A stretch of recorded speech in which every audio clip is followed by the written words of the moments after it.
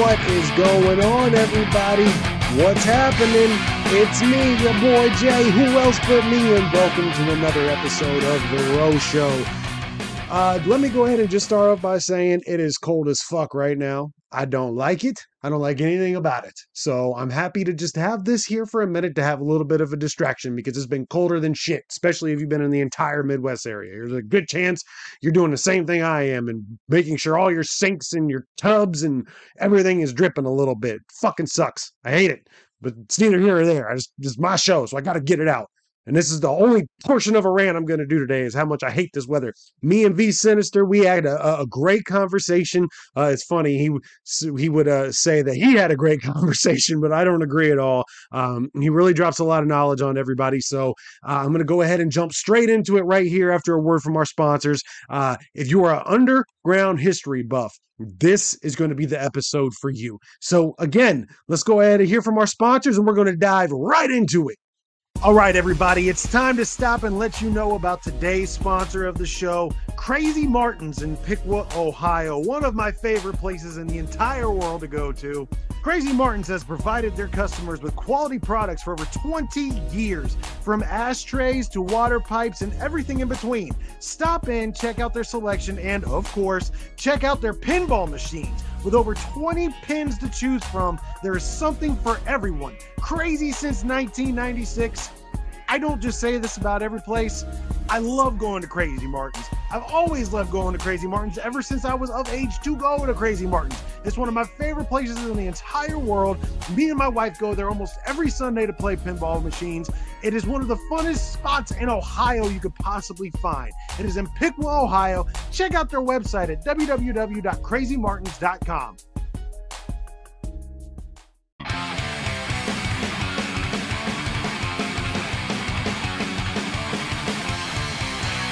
Welcome to another episode of The Rose Show. I am so happy to be here today with my guest today is the man who is on my shirt. He's one of the most humble cats I've ever met in the game, one of my favorite dudes that I have met in the last couple of years. I think he's an incredible MC who does not get nearly the recognition that he should. One of the best live performances I've ever seen, and I've seen a lot of shows. He is the great V Sinizter. My brother, thank you so much for taking the time to sit down with me today, bro. How you doing today? I'm doing fantastic. Thank you for taking the time to sit with me. Yeah, for sure.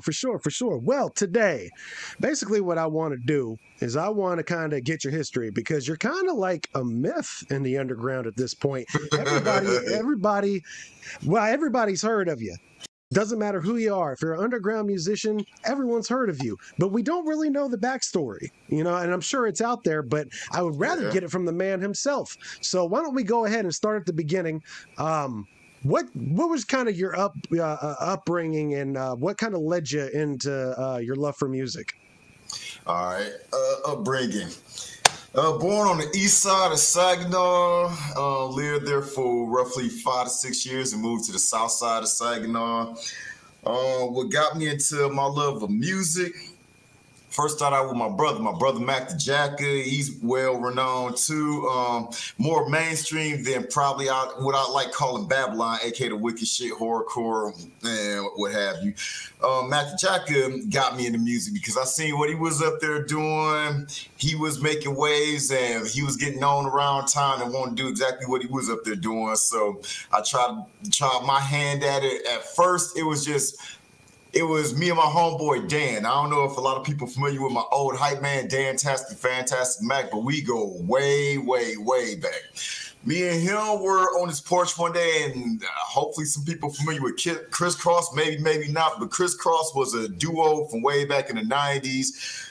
And Dan and his brother and friend were fans of Criss Cross, not necessarily me. So they were singing the song, I think it was called The Way of the Rhyme, and they got to the chorus. And I just started mocking them, but the way I was mocking them kind of made some kind of rhythm to it. And then I told them, hold on, say that part again. I came in, and then we got a chorus to a song, my first song ever wrote.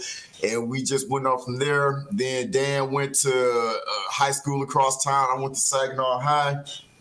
got with my cousin. My cousin was trying to get in the rap game too, but he spent some time in Miami, going down south when bass music was a big thing back in the early 90s. DJ Fury, DJ Magic Mike, and all that, and came back up, and he was trying to do that here. So I linked up with him for my foray into the musical portion, and from there I got with my homeboy James. Maybe some people familiar with James alias Mr. Nitty from Lethal Legacy. He co-produced Bedlam, Chemical Imbalances Volume 2 and Shock Treatment, and did a couple tracks on was it Check the Children? No, Bedlamites Rise. He did that. Me and him been together, worked in the studio, created, at first it was the Attic Studios, then it became Ghetto Records in the late 90s to early 2000s. And without getting long-winded into a deep, detailed history, pretty much in the Leaving Ghetto Records, struck out on my own, premiered my debut solo, Morningstar Sins of an Angel, and the rest is history. So here's kind of the next question I have for you on that level, because and I think this is something that a lot of minorities, such as you and I, because I'm half Hispanic, we're kind of looked at when it comes to underground music, kind of like a unicorn.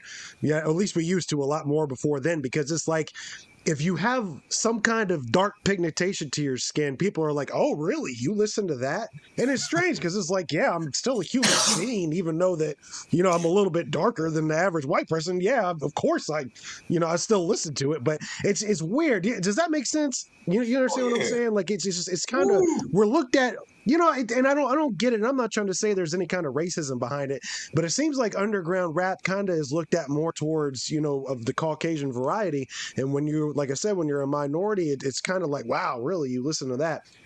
How did you get into underground music, and did you face any of that when you started getting towards, like, you know, like you said, the wicked shit? You'll be surprised. It's a big paradigm shift. I see online all the time in different social media formats, people arguing about who been down the longest and juggaloism, this, that, and the other. And if I happen to jump in some of those debates, I always proceeded with that. I've been there before there was a scene, what have you. Like when Eshawn came on the scene, and I'll tell the story all the time. Like, I can't speak for the totality of it when it happened, but at least around Michigan, when Esham exploded on the scene, when it started with him, it was predominantly black. If you can believe that, it was predominantly black. I mean, it was looked at as weird at first, because there's always the debate of who came up with wicked shit first, this, and everybody has a story. But Michigan, if you're familiar with the history of Michigan, we're a musical melting pot. We will get music no matter where, California, down south, overseas, we always get it, because Michigan, you know, is Motown, the history of Motown, and Bob Seger from here, Kid Rock, I can't think of other guy, I can't think of his name. Ted Nugent. That's it, Ted Nugent. Madonna. We got everybody here. So we're going to get a lot of music, and we'll probably be the first on the scene to delve into it. Now, when Eshawn came around, this was 89, 90. When he came on the scene, whoo, boy, that was a whole different time. Like, there was a lot of minorities in it, because, you know, nobody ever heard anything like that. I mean, people argue all the time, well, Will Smith used to be known as Fresh Prince, and Jazzy Jeff came with Nightmare on My Street and all these different songs, and they want to say Ghetto Boys did this. Ghetto Boys, that's what I was about to say. Yep, Ghetto Boys, yep. But my argument here is that it's a difference between making a song about a particular or horrific subject and actually that being your identity. Esham, that was his identity. I mean, where Will Smith and other people probably rapped about horrific stuff for just a song, maybe a Halloween track, whatever, and everything, just one song. Esham came out the gate talking about he was the unholy black devil, some old wicked shit, and if you heard word after word, I'm not an atheist, but what has God done for me? Oh, he let me grow up in the motherfucking ghetto. Thanks for nothing, man. Matter of fact, that was my first entry into wicked shit. Now, believe it or not, especially when I released 666 this past October and everything, believe it or not, when I first heard that song, like, that was my first time hearing Esham. Like, if I would have got into Esham with another song, it'd probably be a little different back then. But first song I heard was word after word. And I played that. My boy let me borrow the tape because I never heard of Esham. All I heard back then was that he was supposed to be some devil worshiping African from Detroit because they thought Esham was an African name. And so I listened to it and I heard that and I was like, when he said, what has God done for me? Oh, he let me grow up in the motherfucking ghetto. Thanks for nothing. Stopped it right there. Click, took the tape out. Hell no. Can't do that shit. Man, I found some tissue, picked up Esham tape, held it just like that. And my boy was right there. I dropped that tape on the ground, kicked like, there you go. Can't do that shit. That shit. And you got to understand, nobody was outright calling God a motherfucker and saying, you know, right. Nobody was doing that shit. No, there was no scene for that. So people was like, whoa. But then he kind of caught on and everything. So, like I said, the scene was predominantly black back then. Now, I don't know when it happened in Detroit, what happened with, I'm talking about as far as Saginaw, Flint and everything. Now, come ICP, a couple years later, even though they came out with Dog Beats in 91, they still hit the scene and like throughout Michigan and surrounding states in 92 with Carnival of Carnage.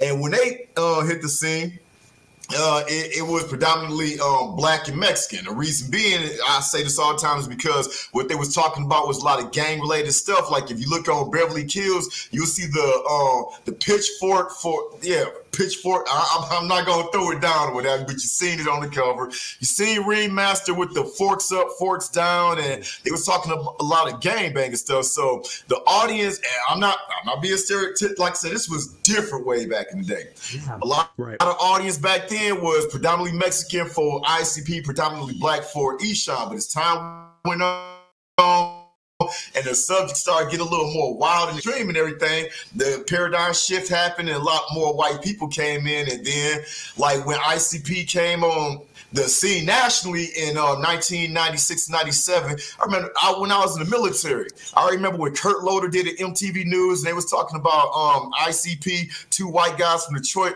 I was like, wait a minute, two white guys? Because I thought they was Mexican. I'm like, oh, okay. They two white guys. Okay. Wow. So I guess that was the paradigm shift right there. That's when the race changed.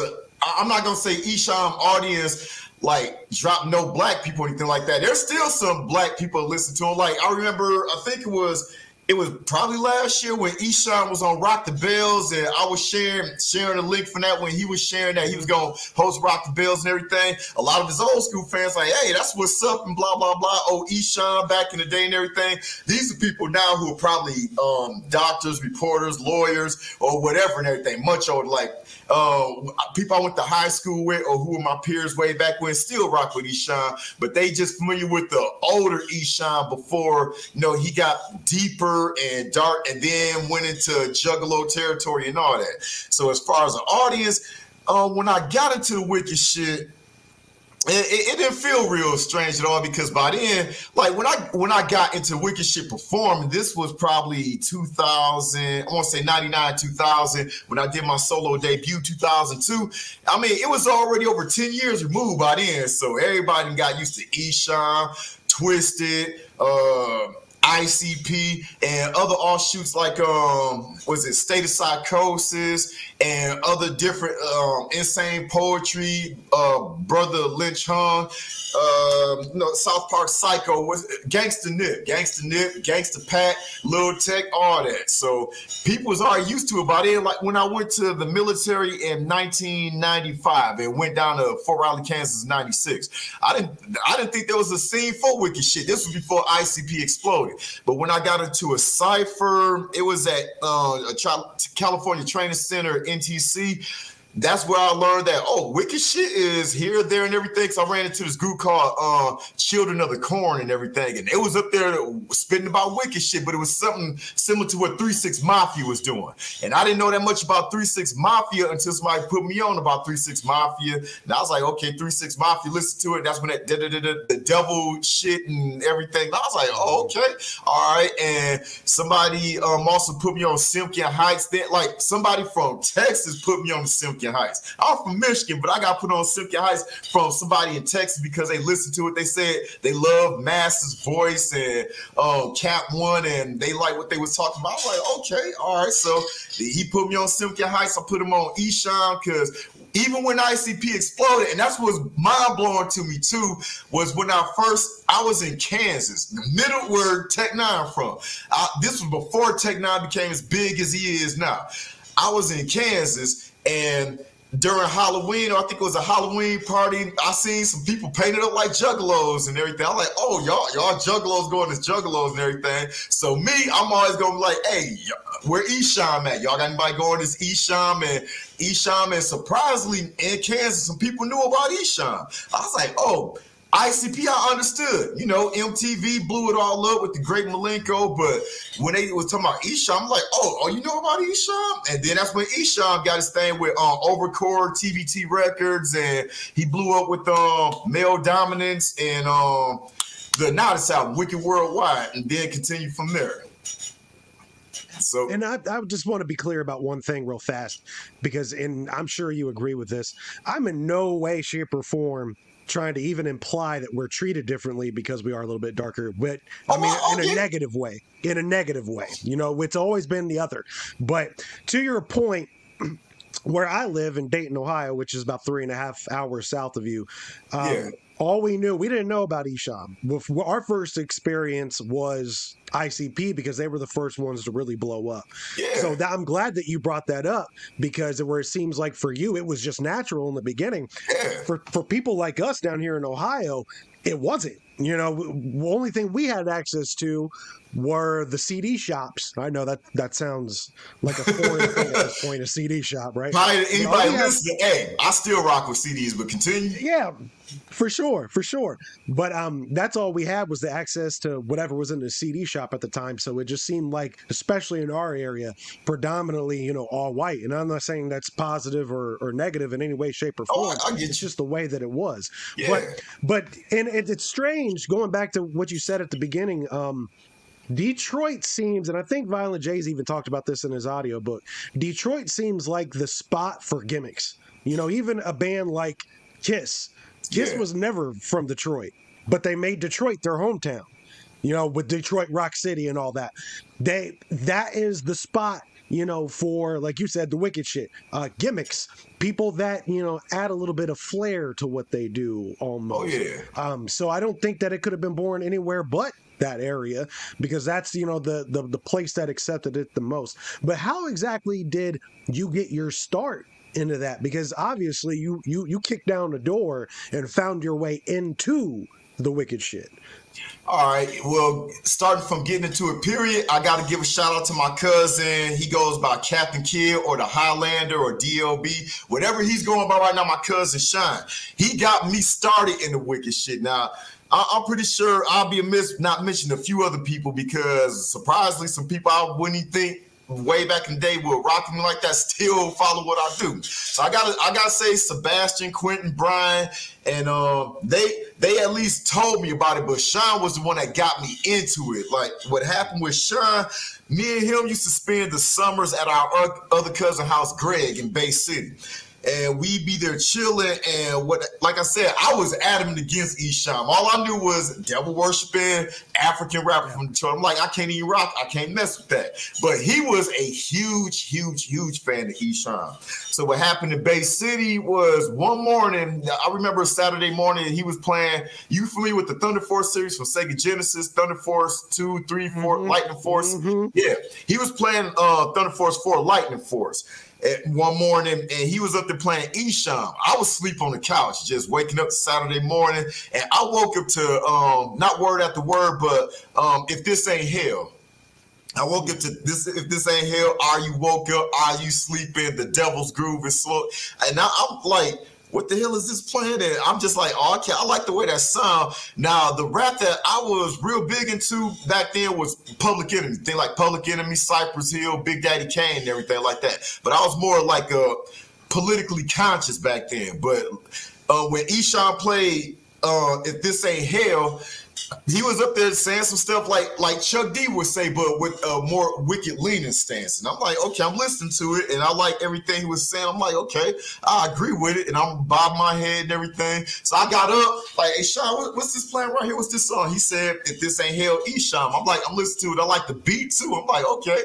So I was like, all right, let me listen to some more, because what we used to do was something I called nighttime city dwelling. What that was being teenagers and everything, what that was we was past curfew and all that. Mom, rest in peace. I know she gonna lose her mind from me saying this, but she and my dad too.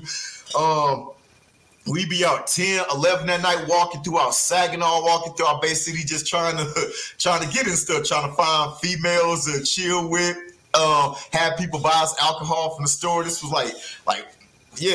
back in 91, 92. And I'm listening to and we have a Walkman. I know some younger generation like, what the hell is a Walkman? But you remember the Sony Walkmans, not the CDs, but the tapes. Yeah. Actual tapes. He have a Walkman and some earphones.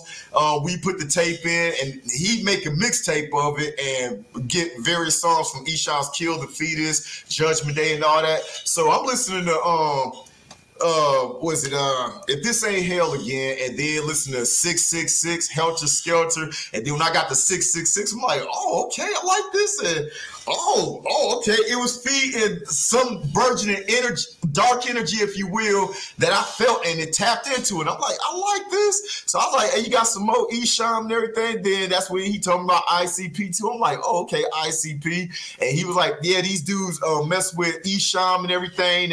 They rap wicked too and all this and all that. But I was like, no, I want to listen to Esham. So I'm listening to Esham back in the day. Now, when I got into it musically was probably a little bit after the time that me and my homeboy, Dan, like we made our group called, what was it called? Dynamic Duo and everything. This was back in high school. He went to Arthur Hill, I went to Saginaw High, but I wanted to continue rapping. So in high school, I ran across James. He went to Saginaw High too. He had his own studio because his family, I think his uncles and aunts were backup dancers for Parliament. So over time, oh yeah, gotta cool as hell. You gotta check out. Yeah, James been in it for a minute. James Flowers, I gotta give him a shout out. Teen Storm with James Flowers. He go by Mr. Nitty, James alias. He got Streets Maestro. He hung up the mic, but he still do beats, and he's on the team now. But me and James got together. We clicked up in high school. Went to his house. He showed us the studio he had there. 4-track mixer. Sampling keyboard, rolling sequencer, mic, whole 9 yard and everything. I was like, oh, okay. Because my brother took me to my first studio, but James was the first studio I actually worked in. My brother, this was, I want to say maybe 91, 92 when he came, him and his partner, Bone Scanless, may he rest in peace. My brother took me to the studio with his boy, his name, Monk. We all went to the studio. This is my first time being an actual studio was in Saginaw. Seeing the real machines, the tape reel machines, keyboards, boot. I was like, oh man. And I remember the engineer was saying that if I stay with it long enough, I'll probably be the Dr. Dre of Saginaw and everything. Now I'm not trying to say nothing because there's a lot of people that argue semantics and everything. I'm just saying I love producing music. I'm not the best at it. There's people far better than me. James, one of them. But getting into the wicked shit though, as I said, me and James worked at his studio and what have you. And like I said, when I was listening to Esham, I dug it, but my whole thing was political conscious rap. Now, when I got, and this was before 2000, when I got into wicked shit, performing, spitting the whole 9 yards. When me and James first created a group, we had another dude with his name, Dave. He went by DJ Edge and his cousin, Jeff. Cousin real dope. He went by Lil J at the time. And at the time, it was Lil J, DJ Edge, JD, that was James, and I was Principal Rubicon High Street. I was the weird one in the group. They want to rap about stuff like crisscross, contemporary mainstream stuff. I want to do the wicked shit, but not as crazy as it was. So we started with a group called Trilogy. Then it went to PG-13 because we was only like maybe 16 years old at the time. Then Prodigies, and then something happened over the summer of that year. I want to say it was probably 94, summer of 94. It was something stupid. Like teenage bullshit, something stupid, but I was a little over dramatic with it. So I was like, you know, I was listening to ICP at the time, and I was kind of going with they steez, you know, they want to treat us like this and that and everything. It was just teenage bullshit. But I was like, yeah, we should go ahead and get real dark and everything. So me, I didn't see it at the time, but retrospectively looking at it now, yeah, they did have a point when people saying we was biting ICP. We called ourselves Ghetto Circus. JD was the ringmaster. I was the wicked clown. DJ Edge was the knife thrower. It was some bullshit, I ain't gonna lie. But we went by Ghetto Circus for about a whole year or so, and that was it. I mean, I used to have some songs from way back when they lost in the ether now, but we made a 4-song EP, Ghetto Circus. One time when I was in Bay City with my cousin Sean again, listening to Eshawn, trying to get 40s and everything, find girls to chill with and everything. Dave and James made the conscious decision to change the group up from Ghetto Circus because I guess they was catching a lot of flack that we were ripping off ICP and everything. So I came back from Bay City and they said, yeah, they want to drop the Ghetto Circus, call it Disciples or some Uzi Crew or something like that. And I was like, I didn't want to do it at first, but I was like, okay, I can kind of see the point. So we changed the format, went from Wicked Circus, rap and shit. God, just thinking about it making me cringe. But went from that to more hardcore stuff, if you will. We called ourselves Disciples, but that was before I got fully immersed in gang culture and didn't realize that we was kind of putting ourselves in danger calling ourselves Disciples. If you're familiar with 5.6.0, yeah, we kind of was, yeah. I didn't know about it back then, but my cousin, he put me on, I just say my cousins put me on game. Had one cousin, Black Gangster Disciple, another one, a Maniac Latin Disciples, and yeah, they kind of smartened me up and everything. So I was like, yeah, we can't do Disciples and everything. We can't do that. I mean, I could, but that's another story. I could, but yeah, that was it. So we called ourselves the Uzi Crew, and I was like the person in the group doing the wicked shit. James was more normal and what have you. Then I joined up military in 95, U.S. Army, went to Fort Knox, Kentucky for basic training, Fort Riley, Kansas for my duty station, and I was still doing the wicked shit and everything. But I wasn't around nobody but particularly Saginaw, Michigan people. That's the extent of my hip hop scene, if you want to call it a scene. That was it right there, just Saginaw, Michigan people. Wasn't around no people from New York, California, nothing like that until I got to Fort Riley, Kansas. And then that's when everything changed up and I started tightening up when what happened. What happened was there was a scene there, but again, I was coming from Saginaw, Michigan, and the kind of rapping I was doing it was trash. I'll be honest. I wasn't even a decent MC, and I remember this. We had our own studio, the Attic Studios, and we had our own roster too. We had Tay, that nigga Tay, Sheridan Park Assassins, Underground Thugs, a bunch of other people and everything. And basically, when we went over there one time just to have fun and cipher and everything, they was up there ciphering, clowning on me and everything. Because again, I was the weakest MC of the lot, and what have you, and you felt kind of bad and everything. But you know, I didn't know nothing about like ciphering and like different stuff because, like I said, I was just into the wicked shit. Didn't know about Nas. Well, I knew about Nas and everything, but I didn't listen to it. I just listened to the wicked shit. That was it. No battle rap, nothing like that. But I get to Kansas, and the first field exercise we did when we went to California for National Training Center, NTC, that was when I got really smartened up to lyricism and battling and everything else the hard way. What happened was, it's this National Training Center in California.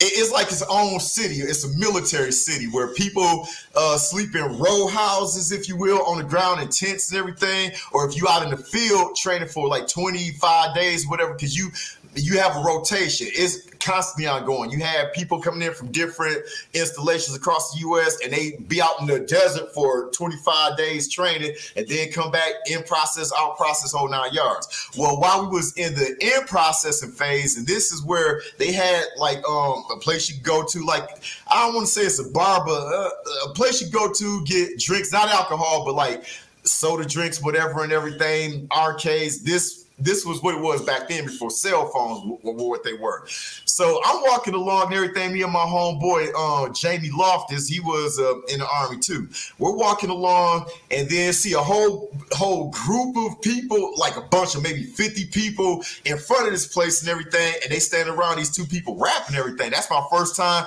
like seeing a cipher. And they just going back and forth because my homeboy Jamie, he went by Infamous J at the time. He told me, come along, he want to show me this because he got into a cipher. Some dude tried to clown him, but he came back because I guess he was used to that. I wasn't. I was just all about the wicked shit or whatever. So I go there and they had anybody could jump in and everything, somebody beatboxing and what have you. And it was a big crowd too. I never got so embarrassed except for the Ludacris show. That was pretty embarrassing. That's another time though. But like the cipher was here. I'm like, okay, I want to show what I can do and everything. So then, like I said, I got educated real quick and real fast, had to change the paradigm and everything. So I jumped in the cipher and one dude was up there rapping. I'm thinking, you know, you could just rap whatever and everything. I didn't know nothing about battling. Like, you just say whatever. So there was one song I wrote back in 94. I think, no, it was 95. And I was like, I just say off the top of my head and everything, just show what I can do and everything. And the crowd, I mean, I did improve, but not to the level of where I'm at right now. I mean, if I'm comparing myself to my old self, yeah, I'll run circles around myself and tie myself in a knot. But I wasn't like that back then in 97 when we went to NTC. So I did what I did from what I wrote in 95 and crowd like, ooh, yeah, that was nice and everything. He doing all that ticket rapping fast too. So this Sergeant, I still remember Sergeant Lowe's, man, I think he was an E5 sergeant too.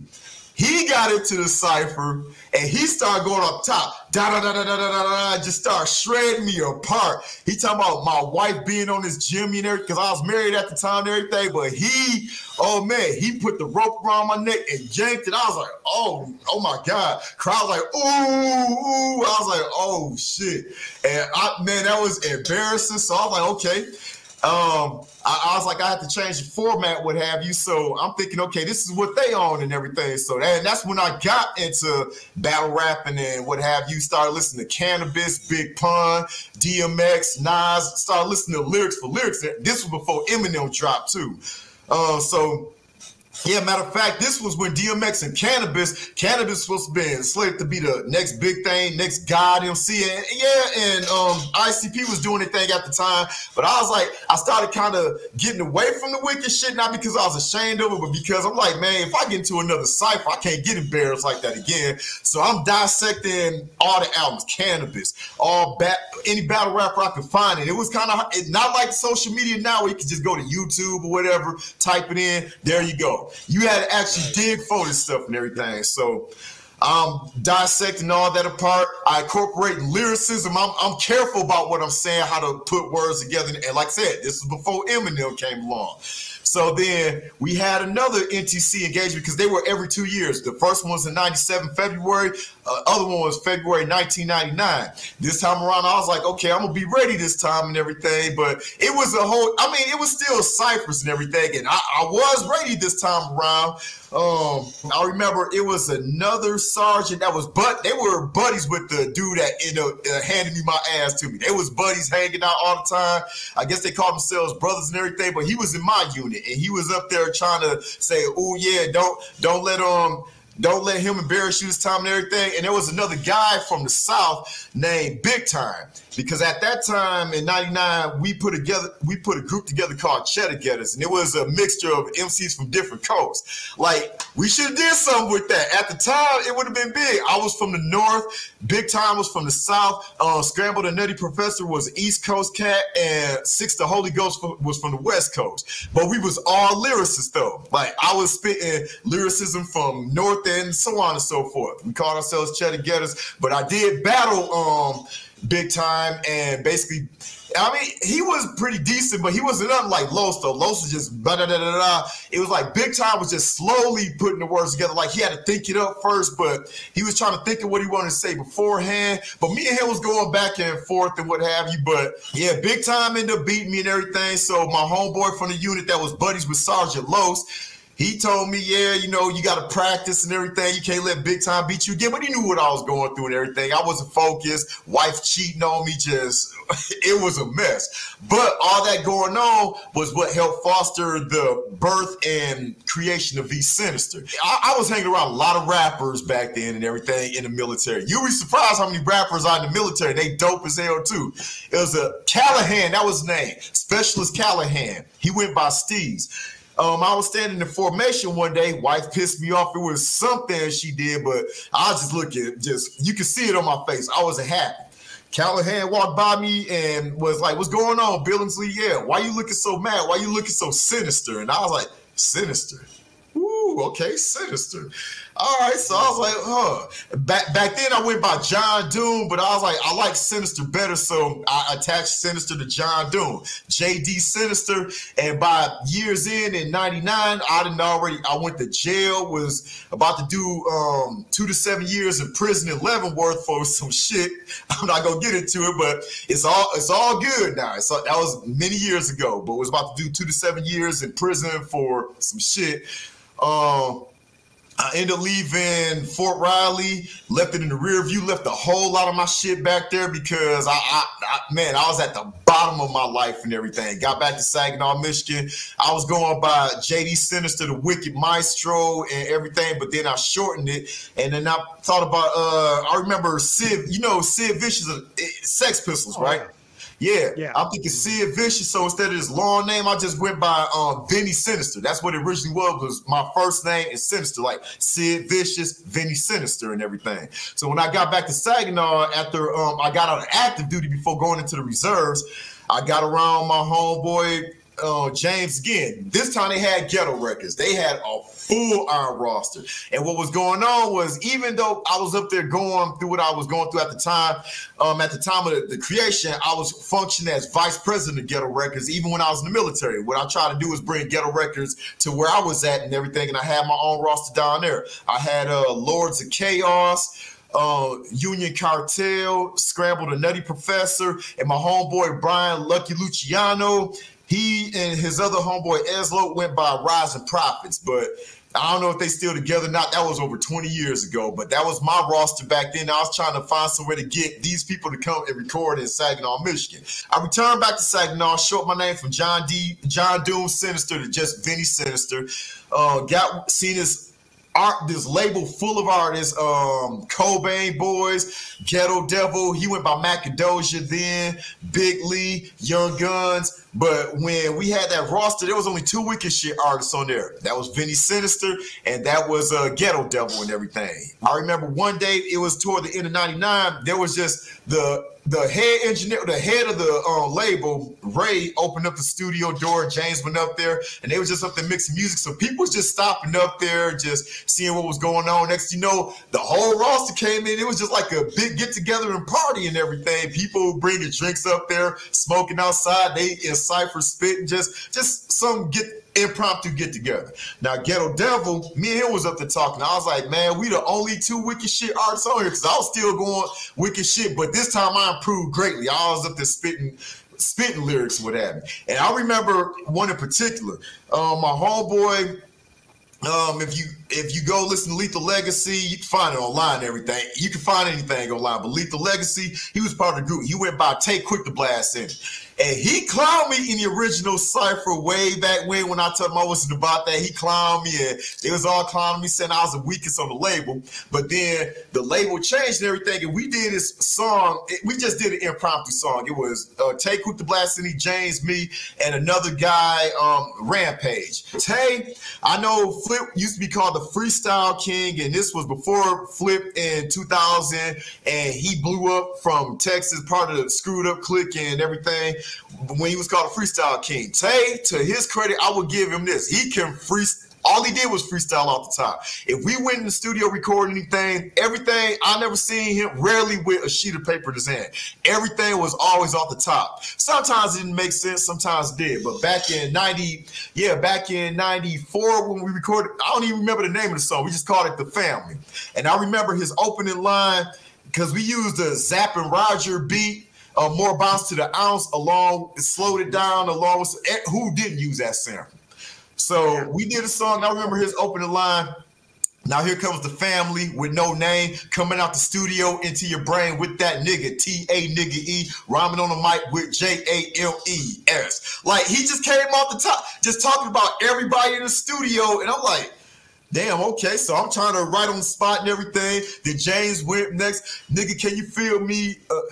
The song, get ready for your bomb glass of mom about the family. And I'm sure she tell you that we mean business. Put the F in fitness. You fool, you know the golden rule, something. And James went next. Then it was my turn. And it wasn't like now you get into a booth, headphones on. We just up there in the attic passing the mic around and everything and what have you. And then set the mic stand up and just got in front of the mic. No kind of filters or pop filter.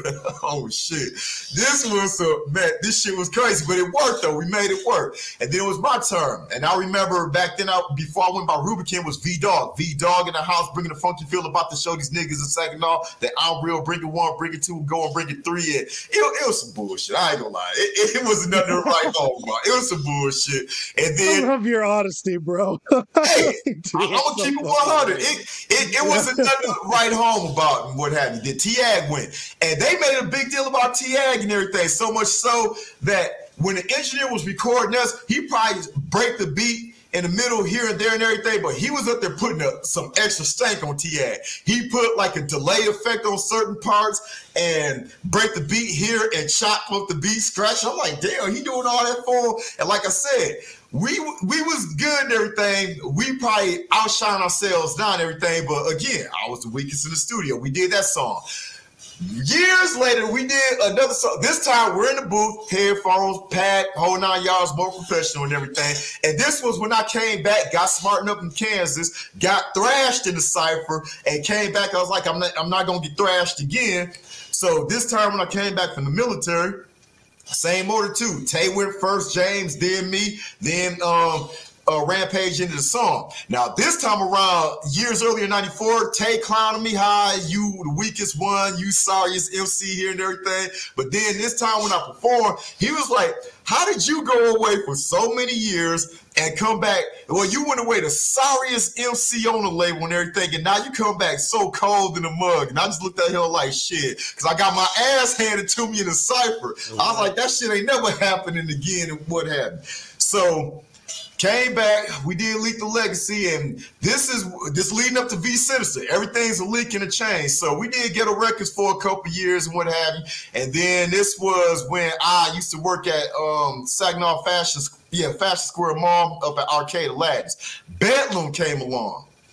It was Prozac and it was Staples. They was passing out back then, you know, before social media, you actually had to get out there, sell CDs, pass out flyers. Bedlam was in the mall passing out flyers and everything. They stopped in the arcade, and I was like, hey, how y'all doing? What's this y'all got? And I was running the arcade. It was just one person per shift and everything. So I'm looking at the flyer like, okay, now I'm the in-store, this, that, and everything. And they was up there. Staples asked me, did they have any exits in the back or there? Because security was up there following them. I guess you can't loiter up there and everything. So I'm like, hey, y'all got the wicked shit. I'm all about the wicked shit and everything. They ain't know I rapped and everything. So I was like, yeah, I go to this and what have you. But I was cool with them too. Like, I seen security looking around for him. So I like, come back this way and what have you. We had a back door back there. So I let him out the back like, yeah, just go through this way, go out the back. There y'all go. Y'all get away from security and everything. Hook bailed them up. So then I took the flyer, went to an in-store. It was at Records and Tapes Galore on Court Street. Went up there and seen a few people up there. And JB, their manager at the time, may he rest in peace. Him and his wife were up there taking pictures. Madness was up there, full regalia with the mask on, dreads, the leather face shirt and the apron, whole 9 yards and everything, just acting crazy on tables. Staples had a skull mask on. Prozac sitting there with his mask on. I'm like, oh, okay, what the hell is this? Like, ooh, okay, this different and everything, but what y'all got here? Bought, I think it was Chemical Imbalances, a special edition from them that they recorded with the ROC and scraps. Bought that from them, talked to them like, yeah, you know, y'all got a show going on. Hey, could we get up on the show? So this was my first foray into a wicked shit show. Different from what I did before. Culture shock phobia. I know what to expect. This was my first walking into the scene. And we was doing it as like before we made Lethal Legacy, me and James was just a duo. We was up there recording songs here, there, and everything before we tried to put together Lethal Legacy. So this was 2000, I think the end of 2000, maybe going into 2001, before Bedlam signed with Ghetto Records. So they said, yeah, we can go ahead and come to the show, open up the show. And I ain't know it. I never did a show of this format. I mean, we did shows before, but nothing like a Wicked Shit show and everything. So me and James get there. We only did 2 songs. The first song, I don't even think we had a name to the song. And then I did Disturbing Behavior. Me and James went, I think we was one of the first 2 acts and everything. And we're trying to be over the top and everything. I'm holding my hand up like I'm something that it's some super corny shit. I ain't gonna lie, but it was. I didn't know. This was my first. Right, sure. I didn't know there was a scene. So we performed. Crowd just they clapped and everything, but kind of looked at us like, okay. Like there was no mask or nothing like that. We just went up in regular street clothes and everything. Just went up in there. I had a hoodie jacket on. James had a white t-shirt, blue jeans, and we just did our thing and what have you. We did the one song first where we even performed a song that had a skit in the middle. Like, I didn't know that. If you didn't practice a skit beforehand, it's best that if you don't plan on like performing a skit in the middle of the show, because we just stood there while the skit played and this kind of like crowd looked like, okay, is there any more to this? And then we did Disturbing Behavior, and that they was nodding their heads and everything. But yeah, that's when I learned about the hierarchy and levels to everything and what have you. And I was like, okay, so we did this show, and Bedlam ended up leaving their manager JB after a while. Then I was like, I was doing everything I could to try to bring Bedlam on Ghetto Records. I knew the audience they had. They were dope and what have you. So I was worried that the label head Ray at the time was going to do something messed that up, and I was pissed. But it all worked out. But it was kind of a convoluted solution that happened. But Bedlam came aboard. We put out Chemical Imbalances Volume 2, and put out Shock Treatment. That was, and before Shock Treatment got released by Ghetto Records, that's when I ended up leaving the label and everything. But in the midst of recording Chemical Imbalance Volume 2, I'll never forget it. That was when Bedlam used to come up there all the time. Madness was always joking and everything, call himself trying to play the dozens and everything. I'm like, dude, before I started rapping, I used to play the dozens and everything. I wouldn't embarrass you. You better calm the fuck down and everything. But me and him going back and forth or what have you, playing the dozens. Prozac just chilling, doing his own things. Staples tried getting in on it too for a short time, but I focused on trying to tear Madness apart playing the dozens with him. But it was, some sessions were cool, some sessions weren't cool. Some sessions, they went smooth. We got it done out the way. Some sessions, if I smoke, I'll just be sitting there with my hand in my head like this, cigarette like that, just like, man, come on, how many times are we gonna do this? But that was when I first met Project Born. Now, Project Born, oh man, that was a dream come true, especially when Prozac said they was bringing Project Born there. I ain't gonna lie, I fanboy hard in the mud. I ain't ashamed to admit that shit, Hey, I produced, but I'm a fan too and everything. Big fan of Project Born. I remember when I first heard them in 94, 95. That's all I was playing in high school when I graduated in 95 was Esham, ICP, Project Born, Variety of Sins. Who else did I play too? Public Enemy, Cypress Hill.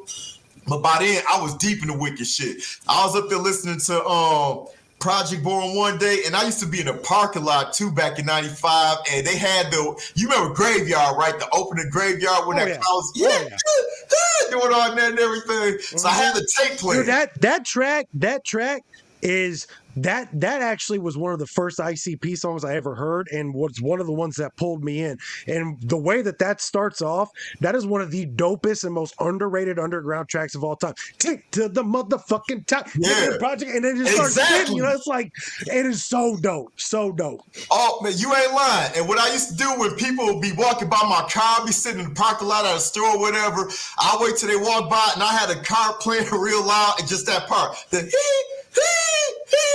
and people be looking like, what the hell? And just around, but they be looking like, what the heck? That laughing and everything. But Project Born, they still are dope. Were dope, still are dope, what have you. So when Prozac said they was bringing Project Born, I was like, oh, what?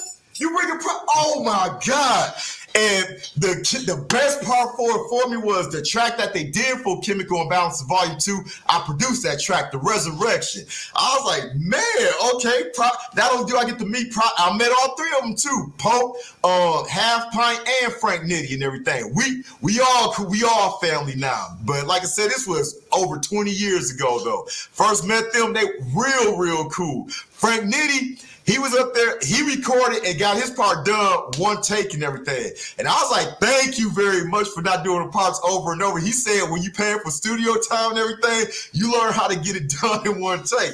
I was like, hey, well, you cool and what have you and everything. Nitty did his part, Half Pint did his part, Pope did his part, and then Bedlam came and did their part. And I was like, damn, I got to produce The Resurrection for Project Born in Bedlam, like that. But on Chemical 2, did The Resurrection, Dead People, the title track, Chemical Imbalances Volume 2, Locked in Bedlam 2001, Faces of Evil. I was on the intro, the part where it was going Bedlam, Red Rum. That was me right there. Then the voice change, Bedlam, Red Rum, and all that.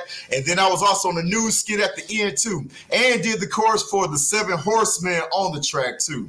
Like, so, yeah, I would say a few things, but that was years ago. I just say that I co-produced Chemical Imbalances Volume 2. I did those, and I can even produce the same tracks again in my setup, and 2 tracks on Shock Treatment. So, like I said, that was my foray into the wicked shit when it opened up for a Bedlam show and brought Bedlam to Ghetto Records, and they ended up leaving, and I ended up leaving eventually. What happened? And here's what happened. Now, for people who may not like V Sinizter and everything, you can thank Madness for this, because what was going to happen was once I left Ghetto Records, you know, the studio was there. All the equipment, I didn't have anything. The only thing I had was my Yamaha PSR 410 keyboard my mom bought for me in high school, another keyboard. I didn't have no equipment. I didn't know how to get a hold of no equipment. Like, I did some engineering, but that was it. I didn't have any equipment. So what I was going to do was I was going to hang it up back in 2001. I was like, you know, I don't know where to go to with this. Madness called my mom up one time, and my mom told me, yeah, this guy, Kurt, whatever, he called for you. He wants you to call him back. And I called back. He said, yeah, could I open up a show for him and everything? Because it was just me at that point. I was like, yeah, I could do that and what have you. So I'm thinking I'm going to probably get a decent spot on the show. But now, like I said, again, I learned about hierarchy and places and what have you. And again, I mean, I understood. Hey, nobody knew who the hell I was and everything. Yeah, I might have produced half a Bedlam album and did shows with him, but on my own, I didn't have a name and everything, so I get that. I was second. No, I think I was the first or second opener on this show. But I remember when I did do my show, and I did it. I rapped by myself, and my homeboy Dan Tastic, he came with me. He was helping me hype because basically I thought I needed a hype man and everything. So we went and did a show. For that show, I did. I only had 2 solo songs by myself. Silent Hill X off of Lethal Legacy and Murder the World that I recorded there from way back. That's all I had. I didn't have nothing else. I mean, I had Disturbing Behavior, but that song wasn't the type of song you perform live and everything. So I did Silent Hill X and Murder the World. So what happened was I performed it. And for the crowd that was there and everything, it was like, oh, you nice and blah, blah, you real dope, this and that and everything. And this, that, and the other. You got any music? You got any CDs or whatever? And I'm like, I got a few things, what have you, but I don't really got much and everything. Oh, you should come out with an album and everything. And this was me leaving Lethal Legacy and me being just V Sinizter by myself. And the wheels started turning like, I should do one by myself, huh? Okay. So then I talked to my homeboy Dan Tastic, like, you know what? Let's try to find a studio. And we was calling around Saginaw. Was going to use Hassan the Sinister's studio that he did with. But I ultimately ended up going back to Ghetto Records just to record the album. So James said he'll hook me up and everything and what have you. His uncle wanted me to pay $25 per session or $25 an hour. And I was like, okay, fine. I need to get the album recorded and what have you. Yeah, I know I've been there for decades, a decade at that point and everything. But, business was business. Me and James were boys, not me and his uncle. I just worked with his uncle, but me and James were boys, whatever. But his uncle owned it, so, you know, paid the studio time, whatever. So I did, recorded a couple tracks and what have you. And I remember one show in particular, I think this was before ABK joined Psychopathic full on. I mean, he did some shows here and there and everything, but before he joined on full time, when he was still going by J-Mo, he was in attendance at one particular show. I did Disturbing Behavior at one show. I'll never forget this. This was back in 2001 too. After it was only a 2-song set, but I did my song and everything. And I got off the stage and ABK came up to me. He's like, that was the shit. Oh my God, that was so dope as hell. What's your name? And I was like, V Sinizter. Yeah, that was the shit. I was like, okay, all right, thank you. I'm not making fun of him like I'm not. I'm really not. That's what he said. I was like, okay, all right. So you know that fueled the fire right there. Like, okay, I'm gonna do this. So me and Dan, we was splitting. I paid for half, he paid for half, and everything. Studio time, recording, mixing, mastering, done all by James. We did Sins of an Angel. So recorded all that. Used a couple tracks that we were gonna put on Lethal Legacy and put those on the album too for features from Lethal Legacy. One of them featuring my brother on there too. So there we dropped. Yeah, by then we had at least a fourth of the album done, and I talked to JB. He was co-owner of Fallen Entertainment at the time with Priest, and talked to him, and he was talking to me saying, yeah, you know, I should come aboard Fallen. They just starting up and yada yada yada. So yeah, I should come aboard. And then they were trying to make Hassan the Sinister was on there. Back then when Fallen Entertainment was around, it was Chamber, Hassan the Sinister, me, Crypto Sith, and DeCambrio. I never heard Crypto Sith music from or DeCambrio, but they was on the label then. Then we started picking up more people as time went on. But Hassan was supposed to be like the flagship artist of Fallen Entertainment. I was new. But I still remember when I got some of my tracks recorded for my solo debut and everything. And that was when I was wearing the trench coat, the mask over the face, the black hat and everything that you see on the hunting season cover and everything. This was going right into Psychopathic hunting season and all that. So I performed at this show, and I was far away from the opener. The openers there, matter of fact, I can't say I was far away from the openers. I was probably the third act. First, it was a Defect. He opened the show, and then it was a dude named Roddy something. I can't think of his name, and then it was me. So I went up there. 4 songs I performed was Game Over, Valentine's Day, Murder the World, and Morning Star. And I remember recording it and seeing it back on tape too. Like the crowd loved what I did and everything. I was getting a lot of feedback. I was like, okay, they love Game Over because the beat hit hard as hell. Valentine's Day, and I was up on stage talking about, yeah, don't trust your girl. I think my cousin still got that videotape. If I could get all that videotape, I transfer it. This is one of the early Bedlam shows. You get to see Prozac up there. A lot of people you probably seen over the years and see now, but where they all started at back in 2002. After that, it was Murder the World. They love Murder the World, but Morning Star, that was when I'm looking at the tape and I'm observing it. And when Morning Star first played, the crowd was like, yeah, they was banging their head. And by the middle of the song, they like doing that and everything. I was like, holy shit. I didn't know nothing about stage performance or presence, nothing like that. You see me perform and I jump all over stage. I'm all, yeah, I was nothing like that back in the day. I just probably walked here, walked there, held the mic. But like I said, I didn't know. This is my first foray into it. So, that show went on, and after looking at the videotape and that footage, I'm like, okay, we on to something here and everything. But again, Hassan the Sinister was the star artist of Fallen Entertainment at the time. He was like right before Bedlam and all that, had the crowd, the 2 Grim Reaper dancers on the side of the stage and everything, big crowd. And Strawberry Shortcut was on that show. A lot of people and what have you. So then here we come into my tie-in to Psychopathic Records. We got Sins of an Angel done. We was selling that album, what have you, and we had some copies with us. It was only 300 copies of that made, but we still have enough to sell. Oh man, that album, check this out right here. So we go to the Gathering of the Juggalos 2003. And my first time at the gathering, my mind was blown. I didn't know that this was a thing. Like I said, I was just used to Lethal Legacy, Ghetto Records, this and that, probably do a Wicked Shit show with Bedlam here, there, and everything. But this was my first time, me solo. Dan Tastic the Fan, yeah, Dan was my hype man. He went by Dan Tastic the Fantastic Mac. So we all went to the gathering of the Juggalos. And it was a culture shock to me. You see the smile on my face because I remember how good it was. So I went, like I said, I didn't know nothing about decorum, how you're supposed to act. I didn't know nothing about that. Nobody schooled me on nothing. Fallen was on the rise and everything. And again, Hassan the Sinister was supposed to have been like the flagship of the label. And I just came aboard and what have you. This was before I won the gathering and what have you.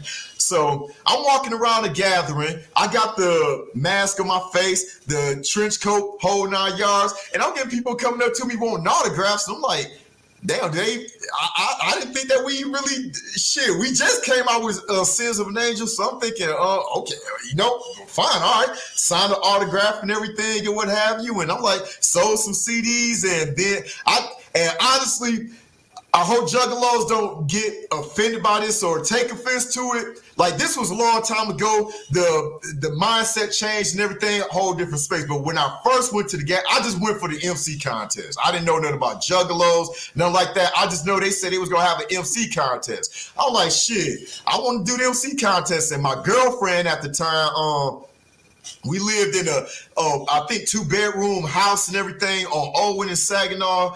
And it was a bad situation, but I remember when I said I'm going to the gathering. Tickets weren't expensive as they are now, but it was enough back then. The inflation and all that.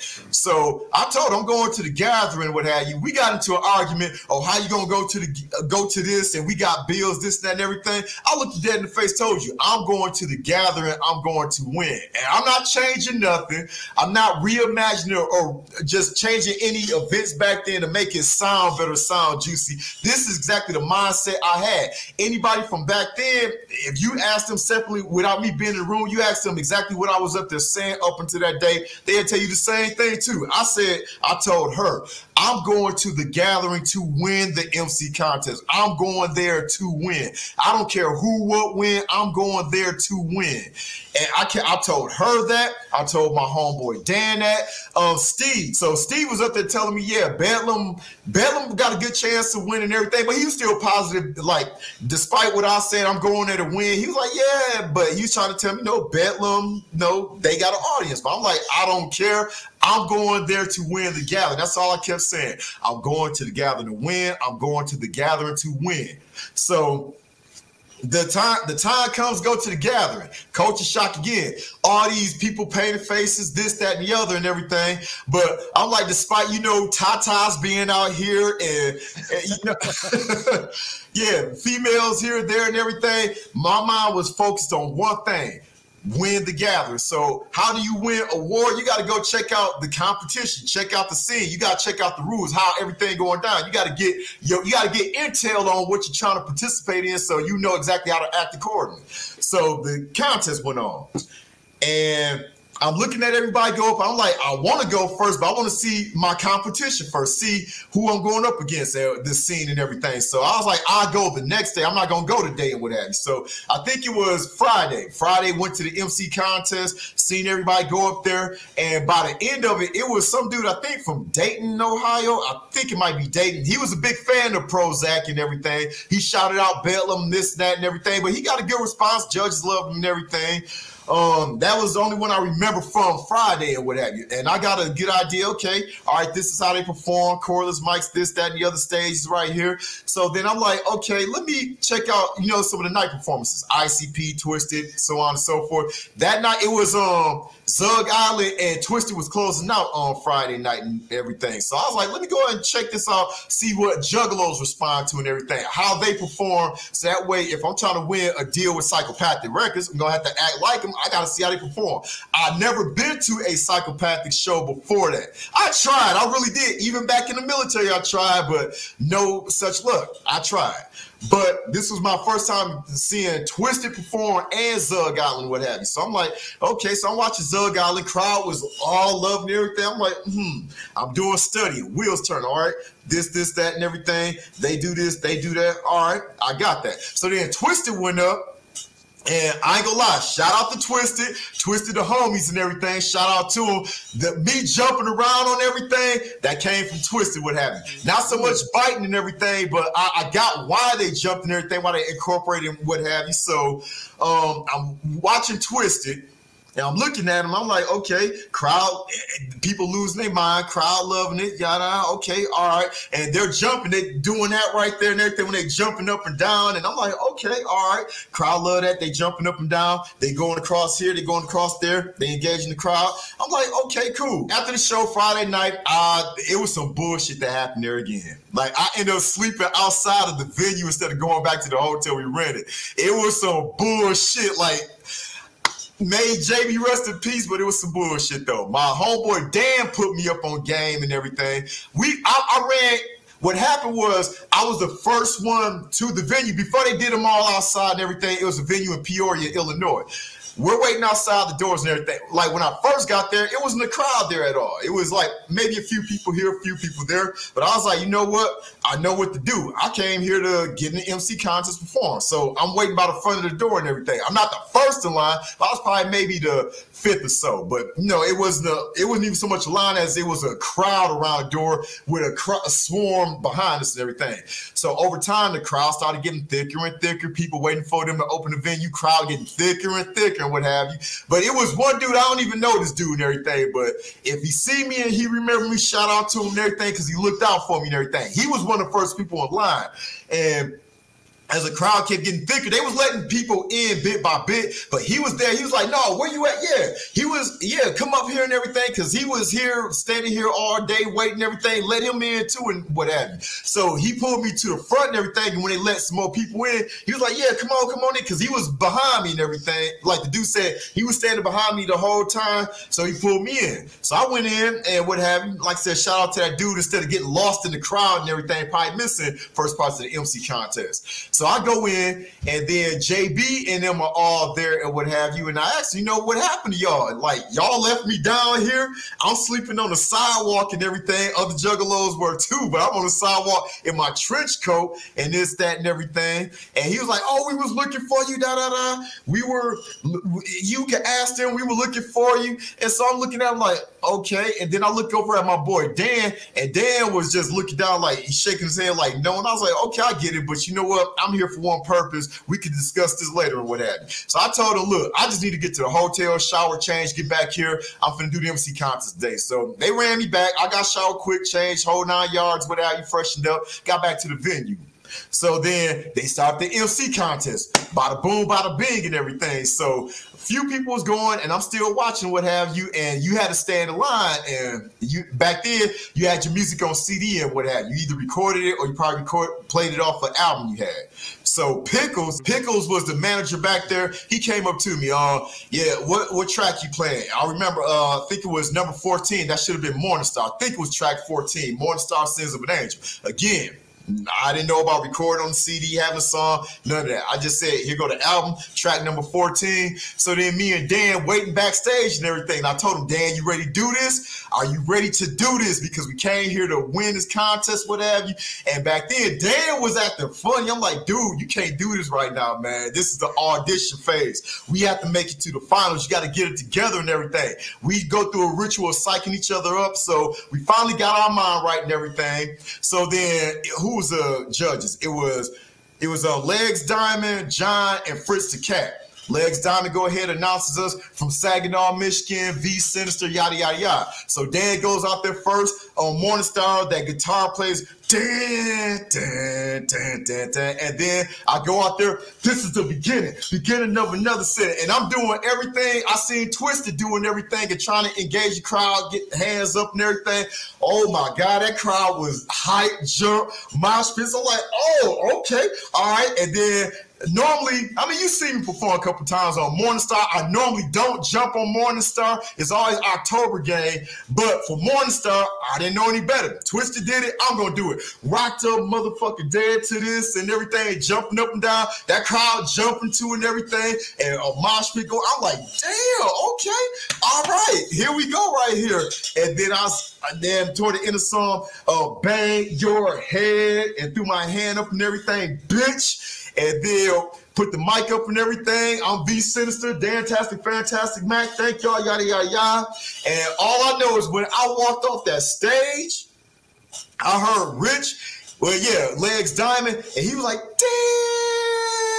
damn, that was dope. And I was like, oh, really?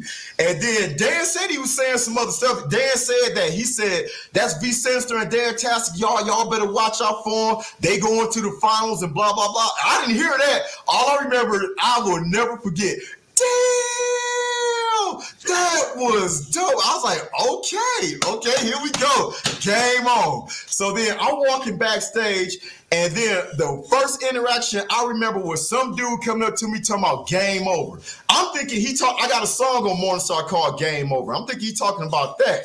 What I didn't realize that there was more people coming up giving me props and everything saying, yeah, you should go, you going to the finals. That was dope, yada, yada. So I got, game over. Like, game's over. I shut it down. I'm like, okay, all right. There we go. That's what I'm talking about. Bedlam did perform that same day too and what have you. And they had the Bedlam, and all that and everything. So I'm thinking, okay, it's going to probably be me, Bedlam, and whoever else. I know who. McNasty was dope too. McNasty had a whole setup. Man, Chris is dope as hell and what have you. So then round 2 of the MC contest is over and everything. They lock up for the day, whatever, get ready for the evening festivals and what have you. And then comes 3. They had a MC contest, finals, auditions in the morning, what have you, and then it was going to cut it off and all that. So they said that by Sunday afternoon, midday to Sunday afternoon, I think probably about 3 o'clock, 2 o'clock, and 3 o'clock, they was going to post the finals and everything. And I'm thinking, whoo, boy. Ooh, so I'm standing, man, I went there waiting. When it was time, I went there waiting, didn't leave. All the other MCs there and everything, and they did it slick too. They did it with separate sheets of paper and everything. They didn't just put a list up there with the name. They did it with 3 separate sheets of paper with the names up there. They knew what they was doing, building suspense. So the first person they put up was McNasty. I was like, oh shit. I did not come here to lose. I did not come here to lose. I did not come here to lose. I kept thinking, okay, there's still a chance, me and Bedlam or what have you and everything. And then the second person they put up, group from Grand Rapids, Michigan. I was like, oh shit. So is he going to come between me and Bedlam? I'm thinking, man, I did not come here to lose. You can see the bullets sweating, people sweating bullets on other faces around.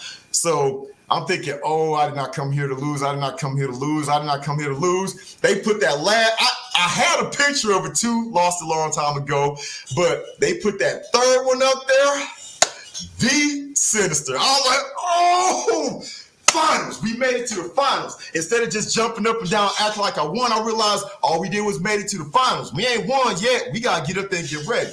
So JB was up there ecstatic.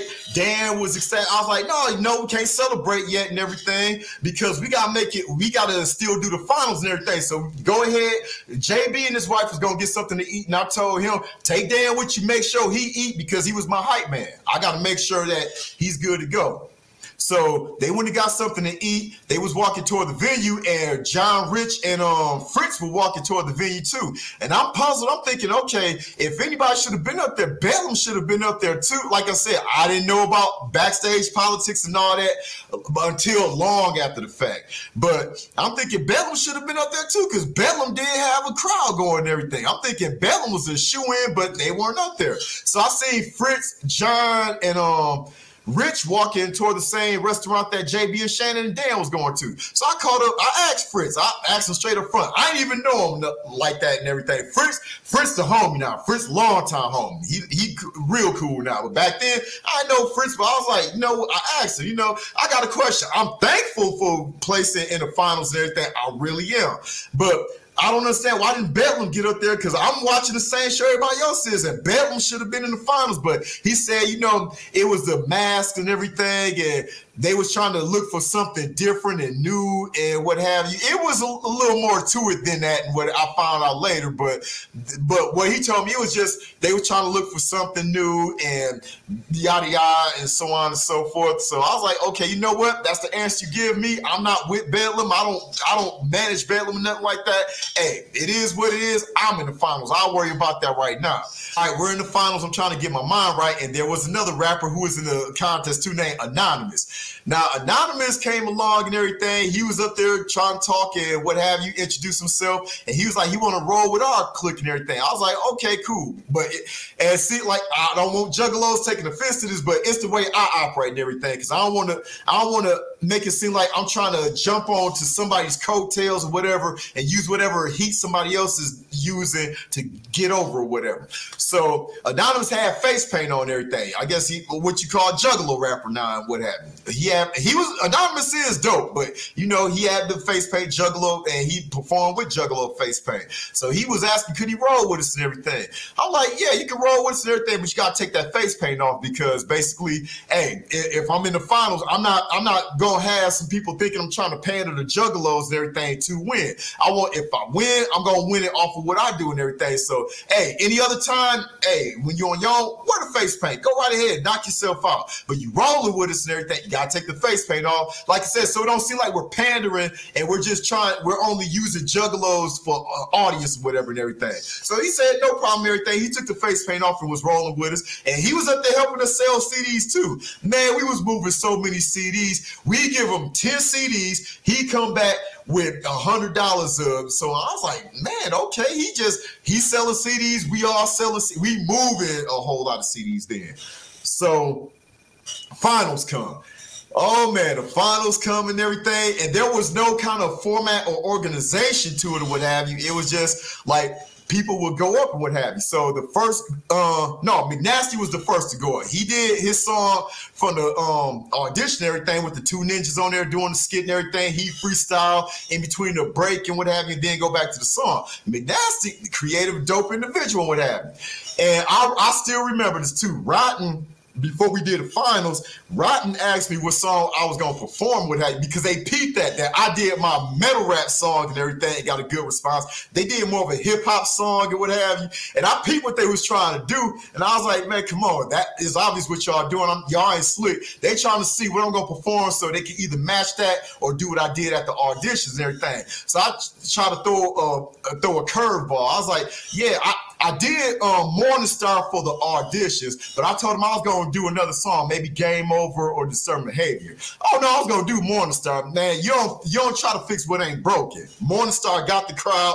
I'm doing Morning Star for the finals and everything. I told him I was just going to do Game Over or Disturbing Behavior, lying my ass off. I knew what they was doing. So then here's the killing part. The auditions, they did a wicked hip-hop song, if you will.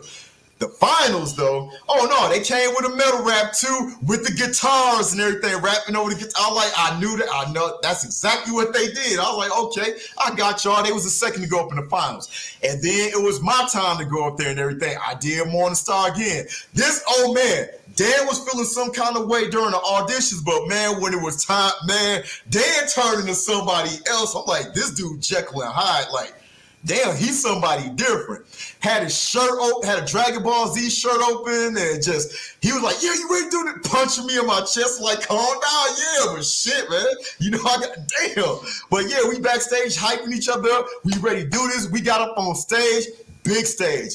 Nice sound, nice crowd, not fully packed anything, but nice crowd for what it was and what have you. I was like, okay, we doing this, rock your motherfucking Dan to this and everything.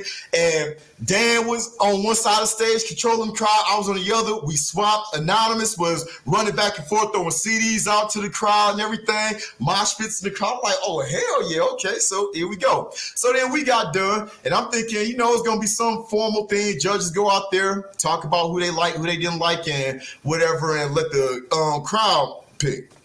What happened was everybody was just standing around and what have you. I'm like, okay, what's going on here? Like, what happened was McNasty went out there and everything, and the crowd was like, yeah. He just walked out on stage and everything, what have you. And then Rotten seen that. So what they did was they grabbed a mic and went out there, started freestyling and what have you. They doing themselves. They did it to themselves, what have you. They went out there just freestyling, yada and everything, and the crowd booed them. They was like, boo, Beastie Boys and all. And I was like, oh man, okay. Oh damn. So then I think it was one of the other stage hands back. It wasn't Pickles, but it was a shorter guy with. It wasn't Rich, but it was another guy. He had to be the mic. Said that I want to say anything. I was like, okay. I decided I'm gonna run this show and everything. We gonna make this formal because I ain't come all the way here just to lose whatever. So I grabbed the mic and told the story many times. Like, I'm talking to the Juggalos. Hey, Juggalos, how you doing? I'm V Sinizter, And right now, you're witnessing history in the making. You got these 3 MCs up here, and next year, you're going to be wearing one of us on your shirt buying our music, but we got to make sure that this go down good. So what I'm going to do is pull all the participants up on the stage,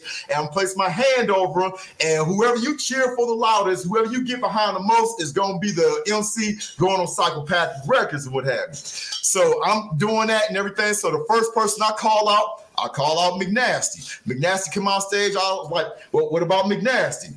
Yeah, woo! Man, the crowd went nuts. I was like, I'm thinking, I'm keeping it calm, but inside I'm like, oh shit, oh shit, oh shit, oh shit. I'm like, man, I did not come here to lose. I did not come here to lose, but I kept it together. I was like, okay, all right. Up next, Rotten. Boo!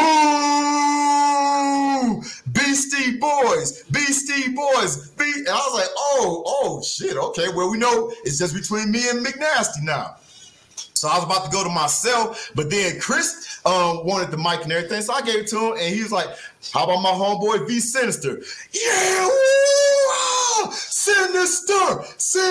I was like, oh, that's my cue right there. Grab the mic. The Juggalos have spoken. Left it at that. Walked off the stage. I made sure there was no room to do anything else. Just left it at the Juggalo. The difference between McNasty and me was, they went ballistic for McNasty. Don't get me wrong. They went crazy for him, but they went crazy for me too, but added Sinizter. Now, if they would have did that with McNasty and everything, it'd probably be a different story right now. That's all they had to do was, yeah, McNasty, but they didn't do that. They just went ballistic. But with me, yeah, woo, Sinizter. And I was like, okay. Close off that room right there. Hey, we got the winner right here. The Juggalos have spoken. Walked off the stage, gave the mic back to the stage manager, and he was like, well, this year for the MC contest, V Sinizter. That was it right there. Got on Psychopathic Records, and man, I went backstage. I ain't gonna front. I ain't no bitch, nothing like that, but man, I tell you, when I fell to my knees and cried, because I'm telling you, man, listening to the wicked shit, and this was when Eshawn was on the label too. Man, Eshawn, listen to Eshawn, ICP, Twisted. When I was listen to artist stuff from when I was in middle school, well, probably starting high school to the military. I'm buying their music and everything. I'm trying to go to show, but can't make them nothing like that. I'm still buying music, and I'm growing up listening to them. I mean, growing up, I can't even say growing up. They ain't really that much older than me and everything. We was all born in the 70s. I think, all of us was born in the 70s and what have you. So growing up, listen to them, but they were still in my age range. Like, I think Eshawn ain't nothing but like maybe 4 years older than me. He ain't that much older than me. And Shaggy, I think Shaggy and Jamie probably 2 or 3 years older. They ain't that much older than me and everything. So we old. But I'm like, I'm finally on Psychopathic motherfucking Records. Man, I was like, man, I can't believe it, man. And even the atheists on Team Fallen at the time, I told them, everybody get around here, gather around the people in Fallen, get down on your knees, because this could have went any other way. I said a prayer and thank you to God, like, man, thank you very much, and this, that, and the other, and man.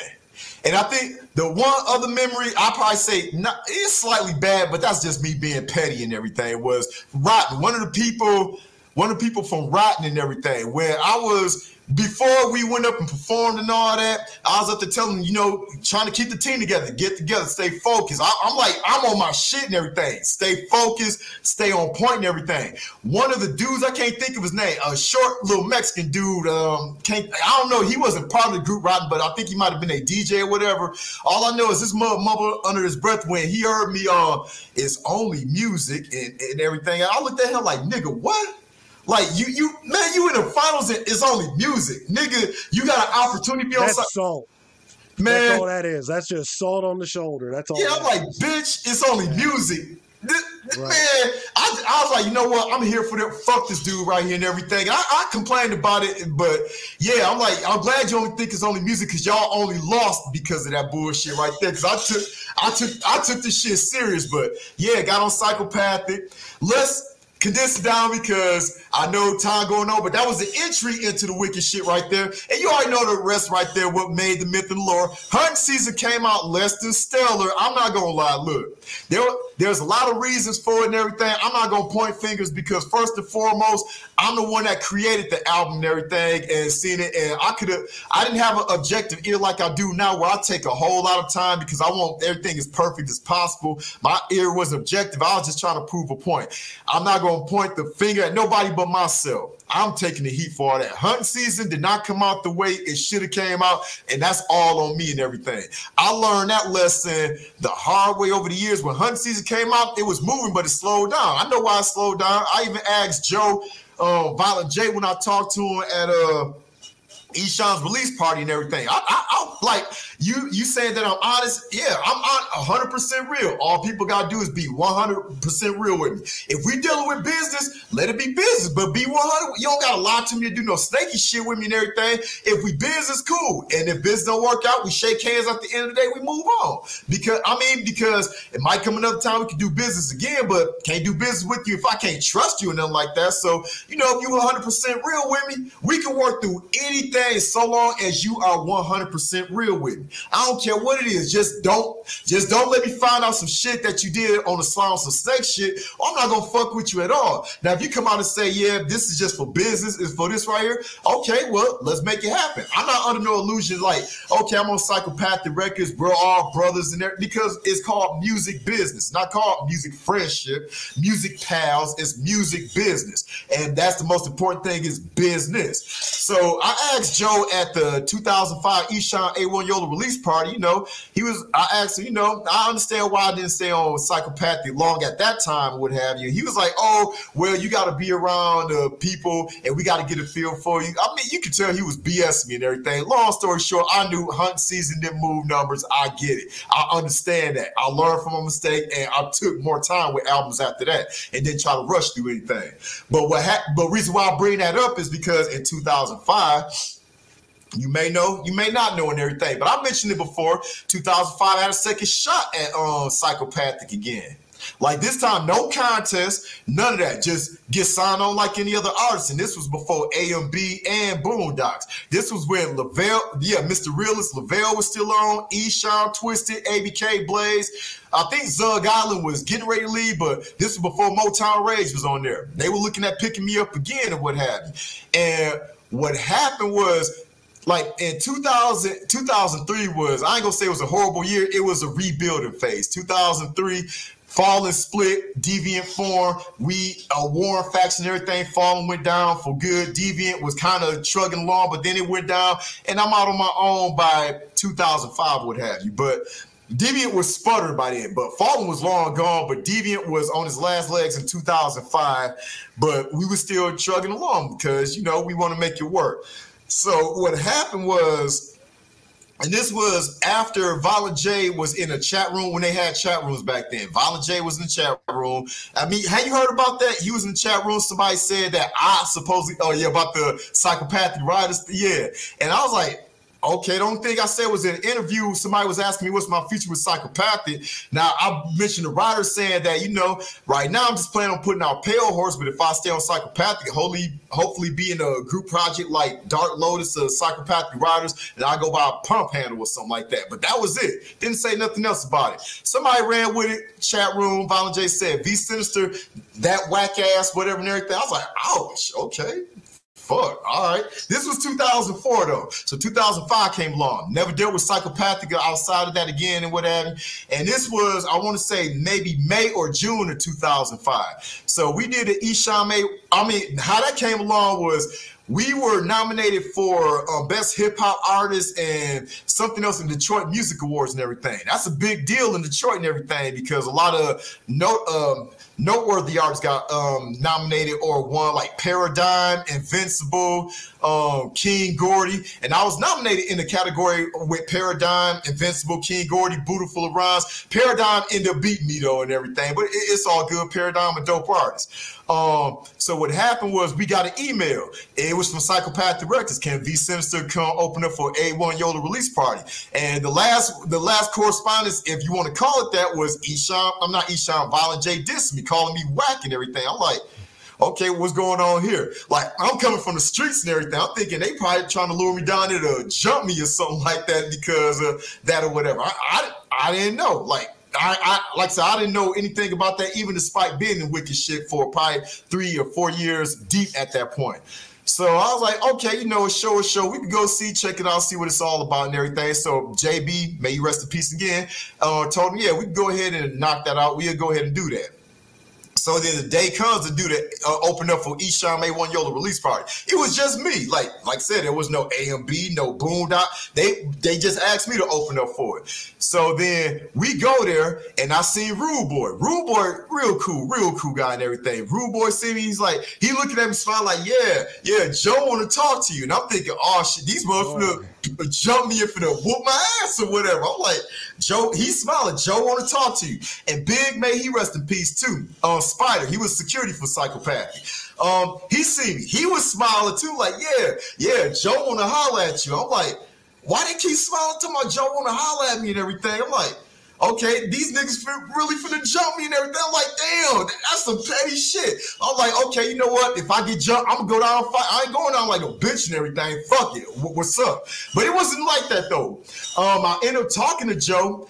And I was like, yeah, they say that you want to holler at me and everything. And Joe was like, yeah, so you know what you doing with your career. Little did I know, when Joe asked you what you doing with your career, he want to sign you and everything. He just wants to know what you got going on. And if it's not much, they'll go ahead and scoop you up. And I just told him, yeah, we just came out Soul of the Beast and everything. We just doing this, but not really much and everything. Like, you know, whatever's good and everything. And he was up there talking about that. He wanted to do the same thing 50 Cent was doing at the time, selling out the shows they was and this, that, and the other and go around there and what have you and everything. So we talked and what have you. And I was like, I gave Joe my number too. I'm like, yeah, you know, anything, come out here, go my number right here. Go give me a call or what have you and everything, but really just hear much else like after the show and everything about the most. I was backstage with him. Lavelle knew me from years back with Bedlam and everything, chilling with Lavelle. Lavelle had some big titty chick on his lap and everything backstage. I still say, what's up, Lavelle? How you doing? Talk to TNT, Esham, all of them and everything. They was all cool and what have you, but nothing else came up. And I'm like, okay, that's what Joe wanted, was just, I mean, I opened up for him and everything, and Joe went out on stage at the time, after I performed, and was asking the crowd, you know, hey, that's V Sinizter. Yeah, what y'all think about V Sinizter? Crowd of time, yeah, woo, and all this. I'm like, okay, so what's going on? Like, tell me something. And like, the show ended, didn't hear nothing about it until a year and a half later. Here's what happened. Maybe you heard about it, maybe you didn't, but here's what happened a year and a half later. So my mom was talking to me because she lived in Detroit at the time, and what happened was they was going to, I think it was some health clinic or something like that she was taking my niece to and everything, and like a doctor's checkup or whatever, and they happened to see Spider there. Spider didn't know that I was her son and then like that. My mom didn't know that that was Spider who worked at Psychopathic Records and everything. They just got to talking about music and everything and what have you. My mom saying that, yeah, she got a couple sons in the music and everything. One Mac Jacka and other one V Sinizter. Spider like, V Sinizter? That's your son? Blah, blah, blah. Oh, Psychopathic, love V Sinizter, blah, blah, blah. They wanted to sign him. Here it come. But what happened was, and may JB still rest in peace, but I'm still a little heated about this. What happened was, what I didn't know what was going on backstage was the management went to JB telling him they wanted to sign me and everything. What JB told him was that if they wanted to pick me up, they had to pick him up too. And they just, yeah, yeah, man. And they was like, oh, okay, well, we ain't picking neither one of you up there. Bye. And what would have happened was if they would have picked me up, JB would have came along anyway as a road manager, whatever. Man, JB said that, and that was the kiss of death right there. Spider told my mom that and everything, and then my mom ended up telling me that my management messed. That's what Spider said. V Sinizter manager messed him up and everything, and this, that, and I was like, man. My mom told me that, and I was like, this was long after I left Deviant and wasn't messing with JB like that. And I was like, ooh, man. I was just like, head down, like, that's the first time I heard that. Second time I heard that was from my brother. You know who G Pierce is? Big. I mean, you familiar with G Pierce? Big time producer. Produced Dayton Family, MC Breed. And yeah, G Pierce, my brother, they rolled thick as thieves and everything. Like G Pierce, essentially my older brother and everything. Like I said, my family all about music. G Pierce and my brother were in Chicago because they was working with Twist at the time. Mike Clark was there too. And Mike Clark was talking to G Pierce and everything. And my name came up in the conversation. And Mike Clark said that Psychopathic was going to pick me up again. But my manager ended up running his mouth backstage. And I was like, man, my brother told me that, and my brother was cussing at me all, man. Like, I told you, you should be fucking with the people. I tell you. I'm like, look, man, like, I ain't know nothing about that, man. Like, what you cussing at me for? I didn't know. So then I'm like, and here come, and you know, they say everything comes in threes, right? Confirmation comes in threes, yep. Confirmation comes in threes. Madness. Now, Madness, I guess, was dealing with some people at Psychopathic.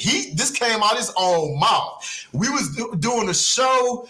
It was another show. I want to say, it was a show at Jamestown Hall. But this was a show that I think Q Strange and Fury was at too. So I was talking to him. It was at Jamestown Hall. But I was talking to Madness, and Madness was like, V, what's going on? And blah, blah. Yeah, Bill and all them. Yeah, Billy, they all love you as Psychopathic and everything. They was going to sign you again. Well, yeah, JB ran his mouth backstage and blah, blah, blah. And I was like, man, I just looked at that man. It's like, what?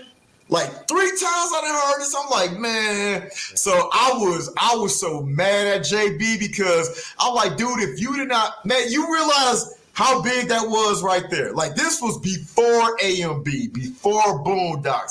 They was you know, AMBs, they still kept their name because they won the Underground Psychos, and Boondocks came in, turned Cold Dirty, they turned on the Boondocks, whatever.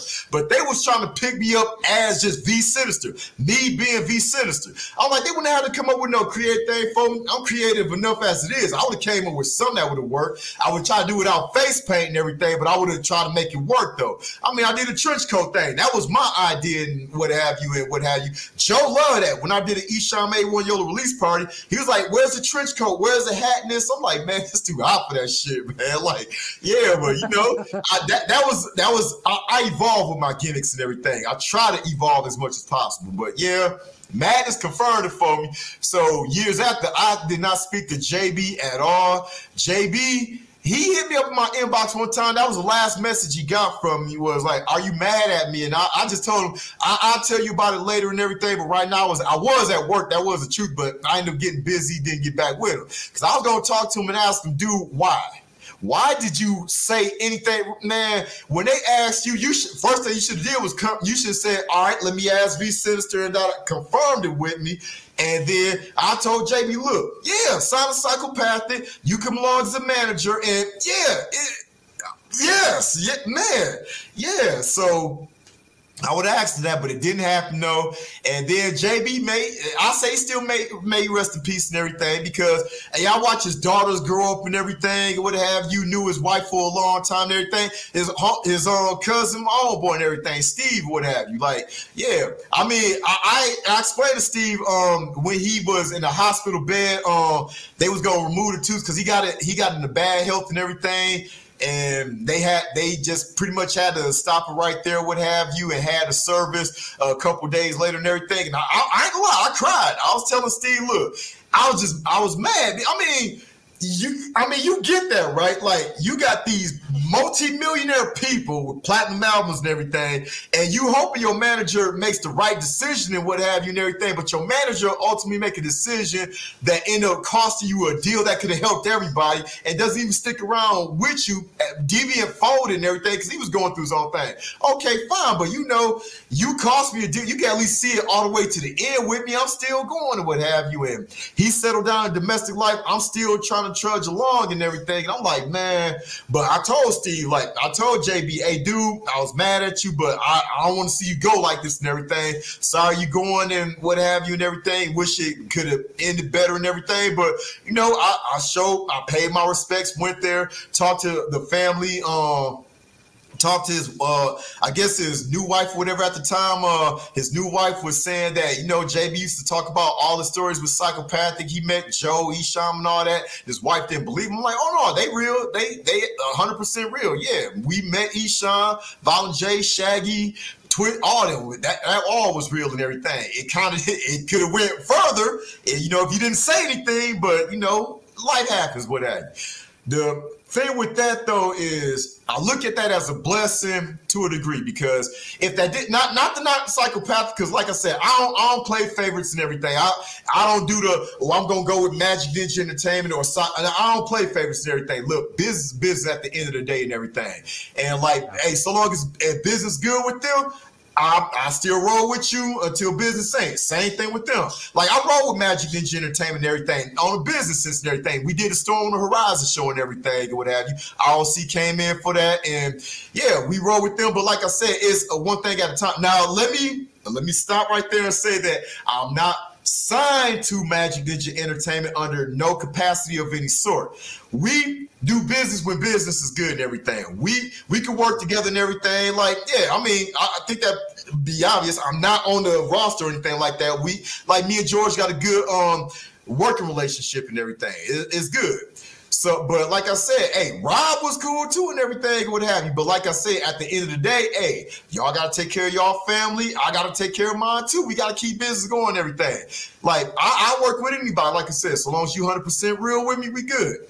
And me not signing a Psychopathic, I only said that to say this right here, was me not signing a Psychopathic meant that Stormrook is now thriving now. Like that shirt that you got on right there, if I signed a Psychopathic, you wouldn't have that shirt right there, because this is where, around that time period, all that happened. I want to give a shout out. Like, let me run down the gamut of old Storm personnel, but focus on the new Storm personnel. I got to give a shout out to PJ Luderman. Sean, may he rest in peace. He had passed away, but PJ Luderman, they was original people that worked with me when I created Area 51 Music long before Josh, Tone, Quentin, Ben, and all them and everything. But also give a shout out to Tone. He was one of the original people that came in with me. He was with Deviant Entertainment and worked in the capacity of trying to get me on gigs, liaison with me with different artists, trying to do things with me back in 2004 and 5. Shout out to Quentin. He came in for a hot minute. Shout out to Ben. He was long time on Area 51 Music before it became Stormrook. And he's still rocking with us now and everything. But he's doing his own thing. But we got an official team roster and everything. But cannot forget to give a shout out to Josh. Like, Josh, the reason why you got that shirt right now, Josh makes he make some dope ass merch and everything. But Josh just isn't the merch that, like, I'll put it this way, like, Starwood head, the management is a trifecta. It's me, it's CN Matthews, and it's Josh. Josh is 1/3, CN's at 1/3, and I'm the third and everything. But we all do different functions. And we got people that work with us. We got Clifton Durrell as an artist. We got James as an engineer, and we got Shay as kind of liaison, probably going with me to learn, because this is her first foray into the scene right here, and she's gonna learn the in and outs and everything before she take on like higher duties and everything, because I want to make sure everybody's on point with what they do. But Stormwood right now is a 6-headed monster, and we're looking at adding more people and what have you. But first off, before we add anybody, we gotta get what we got going working and working good before we start adding a lot more people. We got our eye on somebody right now and everything, but they got to get together first. But everything takes time. I'm patient. But Stormwood wouldn't be if Psychopathic went the way what would have happened was, you know, the split happened or what have you. And basically it depended on who I would have rocked with. Like at that time, like Twisted had they people and everything. You seen the click, ABK, Blaze, Twisted, ROC, they had they people, and Joe and Shaggy, of course, rock with each other and everything. And whoever stayed behind working with Joe, I probably would have been the latter half, only because I probably would have been more or less connected with Rob, like Jump Steady, because Jump Steady real cool people and everything. And if I would have been rocking with Jump Steady and everything, that meant I would have been more connected with Joe and Joey and everything. So if that split happened, and I managed to stay on the roster and what have you, because this time I would have took time with the album and not rushed like the original Hunt season, they would have did some numbers, and if the split would have happened, more likely I probably would have stayed with Psychopathic and not went with Magic Ninja and everything. So things happen for a reason. But instead of going to either one, not saying either one bad and everything, because you can make it happen on your own. Like hell, I'm about to say Camp Zul. No, Axe, a la Zul Alu, or I hope I'm not mispronouncing that. I know I am. I'm sorry. Like I'll just go with AXE. Everybody knows who you're talking about. You don't have to try to pronounce it. Yeah, AXE. Yeah, AXE. You know how huge they are. Like, yeah, it give a chance for other people to come up in the underground. AXE, LSP with Scum, Psycho, Smalls One, and Dario Trill, and well, I mean, I know he signed with Chapter 17, but I guess it's still in partnership with LSP and Cody Manson. And no, I totally understand what you're saying. Like when it comes to stuff like that, honestly, I find the whole beef thing juvenile, especially if you know what's actually going on. I read comments in message boards and Fago lover shit all the time, and it's like you have no idea what you're talking about. Yeah, the actual what is happening as opposed to what these. Well, I'm sorry, it is what it is. These Juggalo fanboys think has happened are completely different. And it's not my place to say anything, so I don't. But I know the thought of what happened is totally incorrect. So, and at this point, it's been how many years now? Come on, let's get past that. But in closing, because I feel like we had a great conversation. You told me everything I wanted to know. Hey, I told you I'll be verbose. I warned you. Hey, that's exactly what I wanted. So it's absolutely okay. It's exactly what I wanted. But before I wrap up, I want to say one thing. One person. Back to the battle rap thing. One person who is one of the best freestylers, probably the best freestyler that I've ever seen in my life, and this might shock you, Lee Carver could body anybody within seconds. He is one of the dopest freestylers I've ever seen. And he doesn't get an opportunity to really showcase it because that's not what AXE is about. But I've seen it. He is one of the best freestylers. Next time you're at a Camp Zul, which I'm sure will be sooner than later, you need to challenge him to a battle or something because my dude is fucking nasty with it. Hey, I ain't gonna front. Like I said, I'm 100% honest. He'll probably bother me because I haven't gotten a cipher in a minute. I could practice and rear up for it and everything, but if he's still keeping his sword sharp with that, he'll get me and everything. I could come off the top and everything, but if we're like battling line for line, like going straight lyricism and with it. Now, if he's in the lyricism, like I was in the lyricism, like we're not just talking about putting words together, but being intricate with it and everything. If he's with that, hey, I hand it off to him and what have you. Sometimes you just need to know your boundaries and your limitations and everything, so you know exactly how far to go. Before going, I just want to, I already gave a shout out to all the team on Stormwork, so they don't need another shout out. I just say this. We got, Stormwork has a lot of stuff coming out, and I won't get long-winded here. I'll just get straight to the point. We already re-released the Great Stairwell. For those who didn't pick it up, we re-released it digipack format as opposed to the hard case CD we had before. I think it was a hard case and it was a digipack, but we got another digipack. We got Great Stairwell. Right now, the secret project we're working on, trying to get that done. John Doom is, I know we promised it for a long time, but trust me, you can only, computers will do strange things, and they shut down at the wrong time. And that's what happened last year and this year. Computer motherboard fried, power supply shut it down for a little bit, but we back on track. John Doom is coming out. We're going to wrap that up, hopefully get that out before the year's end to all the people who got all the keys and everything. If you want to get John Doom, either buy all the keys or buy the CD when it's out and everything. You'll get John Doom with it, and you'll get a nice little box that it comes in like a video game box. But John Doom's coming out. Hunting Season Extermination. Matter of fact, when I get off this call with you, I'm going to tighten up some more Hunting Season Extermination. But for the most part, to explain that, then we could close it out.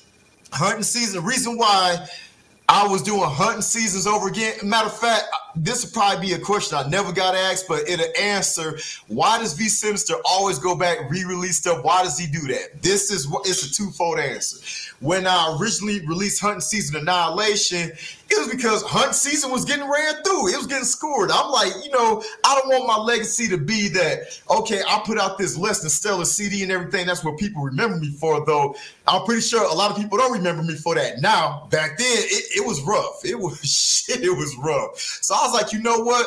I did Morningstar over and got such a great response with Morningstar when I did Soul of the Beast. I was like, okay, if we're starting over again, I erased Sins of an Angel in the original Hunting Season and the original Haunt of Fear, and I replaced it with Soul of the Beast, Morningstar Soul of the Beast. That, oh my God, that's probably what helped open doors with talks with Psychopathic again with Soul of the Beast. That, man, Soul of the Beast, woo! Man, Soul of the Beast, for all intents and purposes, helped me out a great deal. I'm like, okay, I do that. Move Soul of the Beast, Hunting Season Annihilation. I'm like, I want to show that Hunting Season, that was just a misstep right there. So I'm going to erase that misstep and put out Annihilation. And that one didn't do what Morningstar did, but it still helped me along. And a few people said that was probably the best album I ever put out ever and everything. Although I would say the mastering was less than stellar to me then, but you live and you learn, you evolve. You take all the mistakes you run across and you learn how to get past them and evolve. And the reason why I did the Keys and the Matrix album, like I said, is tracks I've done over, except two of them were brand new, Be Alright and Font. The reason I did that over is because if I'm going to come out with a brand new project, and we got brand new projects coming out, like this Secret Group project is a brand new project, but it's not totally produced by me and everything. It's not going to be engineered by me. We hand that off to somebody else. But John Doom, that is by me. I want to make sure that whatever engineering and composition mistakes I run across, I get those out the way with stuff I've already done before. Like, if you don't like the new things coming out and you like the old one, okay, you still got the old one that you like. But if you like the new one, hey, we evolved and what have you. And it lets me hear. Like, when I created those back then, I was under some severe limitations. I mean, everybody know by now I did it with the MTV Music Generator, using the PC version attached to studio gear. But I had severe limitations. Now, I don't have no limitations. I'm using FL Studio. If I use Generator, it's just to mine it for sounds. I use Reaper for mixing everything together. I farm it out to mastering. And, yeah, I don't have any limitations. I have thousands upon thousands of sounds, no limitations. So I'm like, if I had that much freedom, what would an old track that I did that I love sound like if I did it now? And that's what Keys was. Keys Through Time and Matrix was well, no, Keys Through Time was that. Matrix was just shout out to Schizo for saying this too. When I did The Gathering in 2021 and opening for Inner City Posse and Dating Family, he remarked that two of the songs that I performed on stage were like full booming filled up the stuff, but the stuff I did back then from Morningstar era, hunting season era, they were banging, but they didn't have that same impact the songs from Great Stairwell did. And I realized it was because of newer sound. So what I did was, instead of performing old stuff, I just remixed like show songs I normally do, remixed them so that way when I perform live and everything, all the songs that come across even, fill out the sound and so on and so forth. So that's what the Matrix was for. But again, it was also to go back and retool some sounds, work on getting better in compositional wise and engineering wise, and here we are. So that way, we're coming up with the new stuff now. Let's move on from that because Matrix and Keys are done, all that. And again, Extermination's coming out. You're going to be pleasantly surprised. The reason why I'm doing hunting season over, this is the last final hunting season. No more after this. Done. This is it. I'm making sure that everything is perfect head to toe, and everything that you heard from the original hunting season, except for maybe two people that appeared on your hunting season, maybe 3 aren't going to be on this one, various reasons and what have you. But this hunt season, like, yeah, you're going to hear the original Clock Stoppers, No Thing, everything from the original hunt season, everything from the Annihilation, and some new stuff. I would say a few guests going to be on here, but I'll let it be a surprise, but it's going to be some new hunting season songs and everything. And some of these, they give me chills thinking about it. Like it. Just love it. But that's the last hunting season. After hunt season, after we clear that table, then we got Enoch's Concerto, the third gospel. If people aren't familiar with the Gospels of the Apocalypse and everything, something I did way back in 97 that just kept evolving over time, but it's real simple. The gospel is the big album. That would be Morningstar, Soul of the Beast, Pale Horse, Requiem for the Darkness. This time it's Enoch's Concerto, Overture to Heaven and Hell. That's the third gospel. In between the gospels, you got what I call keys, if you will. The keys would be hunting season was a key, the Great Stairwell, and to a lesser degree, then we got arcs. No, the arcs are hunting season, Great Stairwell. The keys, one individual key, will be Silent Hill X, and maybe a few songs from the Curse of Darkness and everything. So leading up to Enoch's Concerto, after the Pale Horse, it was Great Stairwell, Haunt of Fear 3, and then Silent Hill X3. Gonna do that one again. That's another story right there. But again, that was coming from a long hiatus. I'm gonna do that one again. And then Enoch's Concerto. But what's coming up next, you're gonna probably get the Kill Guide. That's what it was. Silent Hill X3 Kill Guide. Gonna do that one again, reissue that and what have you. And then we got the big triple album. It's gonna be 3 albums for Enoch's Concerto. It's the Book of Heaven, the Book of Hell, and the Book of Purgatory. It's gonna be pure good shit, pure wicked shit, and whatever Purgatory is gonna be and everything. 3 albums in this day and age. You could probably pull that off or what have you. It's gonna be unique and what have you. And then a preview after Enoch's Concerto. The next arc will be Karma Sutra. Karma Sutra, and then it will be Haunt of Fear 4. And then Silent Hill X4 and what have you. I have a set pattern and what have you. That's what's coming up next. Again, Clifton Durrell's coming out with an album sooner than later and what have you. We're working on details of that right now. We are looking at another artist right now, but I don't want to say anything right now, but dope artists, real dope artists, but they got to get it together first and what have you, because we're all about working here and everything. And we're not just trying to boasted a roster with a bunch of artists and they sit around waiting and everything. We want to make sure everybody's working. Aside from the music, got Eternal Worlds. That's my novelization of science fiction fantasy novel spanning 20 novels and some side books in between mangas and some other collectibles too with Eternal Worlds. Vigilante Strike is an instrumental video game music instrumental series. At the Vigilante Strike, that's coming out next year. Soldier Blade comic book, 4-issue. Already got some of that planned out. And I can't turn my computer this way, but I got right here next to me, I got the XP Pen Pro, big 24-inch tablet. I got like a light board right there for pencils. I got a smaller Wacom tablet right there for doing colors and layouts and everything. The comic book is going to come now. We put out an ash can, but that was when I was trying to get a feel for doing digital and everything. Nothing in there was pencil or anything like that. I'm used to drawing pencil, but we got it correct this time. We're going to put out dope 4-issue comic book series, Soldier Blade. I will get in details, but time's running up. I'm gonna close it right here. At the Soldier Blade Fitness Fantasy ongoing thing. You already know about the Guinness World Record attempt and everything. Set the Guinness World Record, waiting to hear back from him, doing another Guinness World Record too. Getting in shape. If you can see behind me right here, this is not a living room. This is my personal gym right there. You probably see it in the video. Bench, cable tower, everything to supplement going to a gym right here. I train right out of my own place. Fitness fan, I think, it could be worse. Comic strip, I know it's been inconsistent. Look, I'm a busy individual. I got so many irons in the fire, but I'm going to finish up season 4 of It Could Be Worse. I got season 5 planned. That's coming out. And aside from that, I know you're going to get a lot of people in the feedback saying, God, he talk a lot. When does he ever shut up? Look, I did warn you. I gave you fair warning. I know. Hey, it's fine. This is the kind of stuff I love. This is why I'm doing my podcast, because I hate it when I'm listening to a guest and I'm like, man, they only went like 45 minutes.